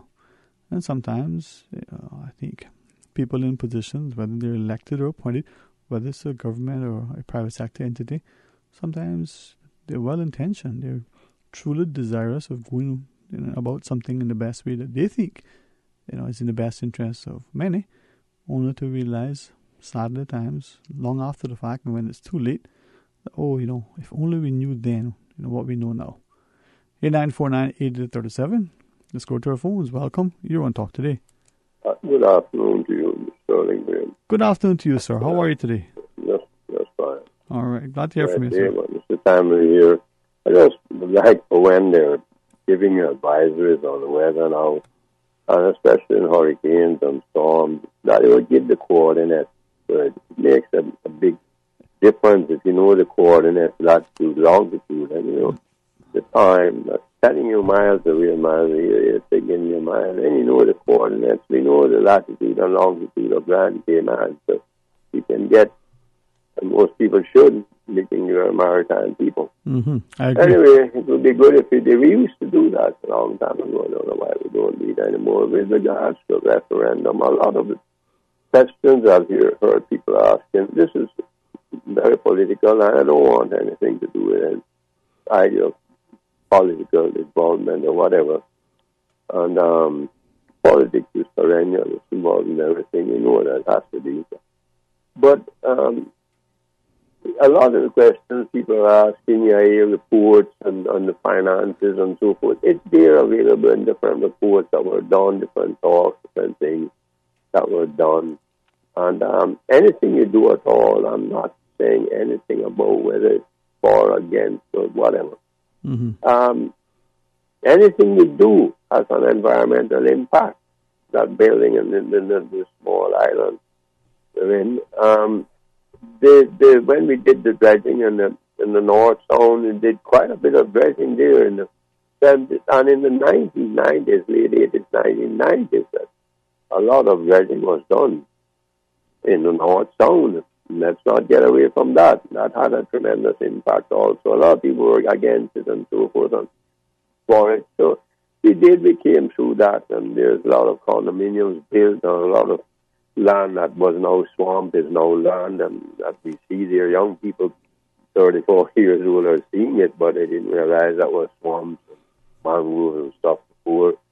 Whether that's good or bad is not for me to say. That's not what we're talking about. But a referendum is a very divisive thing. So are elections. Elections are there to divide people, and the majority on one side wins, and the other side is the minority side, and you lick your wounds and you continue on and get back to reality. But it takes a while to recover from the elections. It takes a while to get the government going, and sometimes 2 years. You have another elections in 2 years. If you have a referendum mid-term, then that's another divisive thing. People on one side, people have to campaign for one side of the referendum, yes, no. You understand what I'm driving at? It takes time. That can go into time, precious time, that you're not getting anything done. In the meanwhile, you have to concentrate on that, and there are other important issues that need attention that will have to lay aside for a little while. All things are focused on this. It's just that people can think, I want people to think twice about things like a referendum.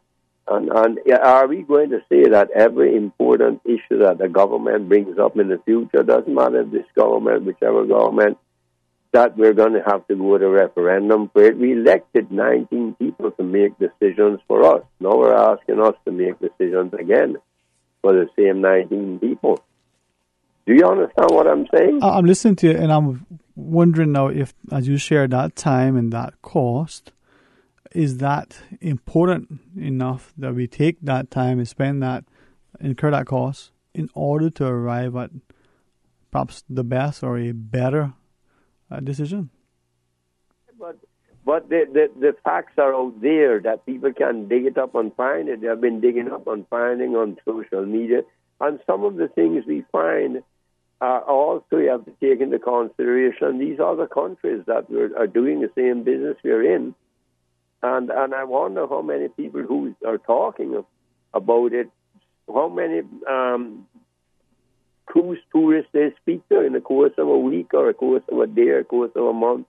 How many of those people who are talking, how many cruise tourists have ever spoken to and have conversations with them and so forth? I just wonder about that because I imagine many of those people haven't. They don't. They might speak to one or two the course of a month or the course of a week or whatever. But be that as it may, we have to stop and think, if we're going to have a referendum on every important thing, then we have to think about elections and the issues we're electing on, because I don't know if anyone ran on their manifesto that they're totally against a port, they're not for a port, and they don't build a port. Or anyone ran on building a port. I think some did mention that, their manifestos and a cruise port. And because it's very important, the cruise industry. But all I'm trying to say is this: we have already had a referendum, the general elections. And do we need one midterm to delay things, the other important things? Because make no mistake about it, it will delay other things. But if I may ask you, though, respectfully, given what you shared, and I hear what you're saying, though, as we go to the polls, that in itself gives the government a semblance of a mandate to say this is what we could do. But in this present environment where we see those who have come together as a unity government, would that be sufficient for us as a government and as a populace to be able to have confidence that that collection of elected members would be enough to say that they have a mandate, given that it isn't any one party to the table, but sort of a consortium, a coalition? Well, the mandate is theirs in that they are the government, which we understand. Whether you agree with everything or you don't agree, elections are a serious thing. It takes a lot out of the country, time and money and people's but very attention. Important. And if we do this, a referendum midterm now, we are sort of putting our people a little bit back in my mind, and we're not moving forward with things that we should be moving forward with. It takes time. That's all I'm trying to say. It takes time. So we have to consider, too, could we answer those questions by just doing research? They're talking about all research they get on social media and different things now, Googling and WhatsApp, Skype and all the fancy things these young people are using, good or bad or indifferent. A lot of it very, very bad, but that they can find the answers to these questions quite easily with a little bit of research, and then they can make because they'll have to make a decision on what information they get. If you're saying you're going to hold a referendum, you're going to make a decision, yes or no, on the information that you're getting. Anyhow, you're going to have to hear whether it's campaigning for it, just like an election, yes or no, those on the yes, those on the no, campaigning, and you have to go and attend those meetings and spend your time at that when maybe there are other issues that the elected representatives would have to spend their time on to make decisions in the LA meetings or so forth. Certain meetings would have to be put off. Certain things are going to have to be put off. And the divisiveness comes again. A divided people again, halfway divided, and then another division in 2 more years' time and so forth. All I'm trying to say is for unification and unified people moving forward. We are trying to make another division again. And I just wonder, is it really necessary to go to a referendum? I just wonder. I've always been the person they call referendum man, but not in issues when it's very serious. Yes, and anyway, I've lost courage along the way, so I don't know what will happen to us. No, man, that's I not just also. thought about it that time. Oh, yes, we've lost a lot of courage. We've lost. And we are ununified people, very divided, Yes, as sir. you can see. But this is what I'm saying, division again. This is all divisive. They can get answers without going to referendum. That's just my humble opinion, whether you're for it or whether you're against it. Thank you. Well, thanks for sharing that. That's important, and this is very, as you said, fractional notice referendum, man. I believe we got one final call. Good afternoon and welcome. You're on Talk Today. Yes. Hello? Yes, ma'am. Yes, Sterling. No disrespect to the tax man. I don't know why he's so concerned of government wasting time here and wasting money here and so forth. He must realize that it's not only him one lives in Cayman, and we got generations coming up here, left, right, and center, who will be here when we all go on to fight for this country more than ever. And he seems not to put the kids or children in the right aspect to the fact that we got to stop to a certain extent and let our children help decide where Cayman should go. I mean, no disrespect to this man, but if he has his opinion in regards to this, no doubt, I don't know why he's so high on what the government got to spend and what the government wasting time in midterm election now and this and that. That's besides the point. We need to know if the stock can hold in Georgetown or if it can't hold in Georgetown. So I think him got to cup up in this situation. It didn't solve anything. We just need to go and have this debate on the stock and see who wants it from who don't want it and take it from there. Just leave it alone, because then that man worked at Pedro Castle, and Pedro Castle have very little new history on Pedro Castle and in the theater. I don't think that theater has been upgraded since they first put that little 26-minute film in there, which is nice. It has not been upgraded to say, no, this is the Cayman that we have now. This is what we had before. Just like how to put the three big old pictures up at the airport. What our airports have looked like. We need to upgrade Pedro St. James, and that's where the government needs to be looking into it too. Sterling, thank you, sweetheart. Well, thank you too for sharing with us and to our listeners. I believe that puts us to the end of today's show. Certainly appreciate the opportunity to sit here and hopefully not just facilitate our discussion, but maybe get some of you thinking and talking and acting and continuing being engaged in our community in an active, productive, constructive manner. It doesn't mean sometimes when you disagree with something that you're necessarily opposed to it. Maybe you just disagree with the particular point or presentation or the protocol. But nonetheless, let's find common ground to make it a healthier, better, safer, more productive, positive, profitable, and perhaps to some more important, socially stable and harmonious society. It's a great place to live, to work, and to raise a family. Let's make sure that we make it safe and it's best for all of us. Tomorrow, please join Mr. Art in the morning for the record. Come back for Talk Today right after the midday news and midday meditation. Until then, be blessed.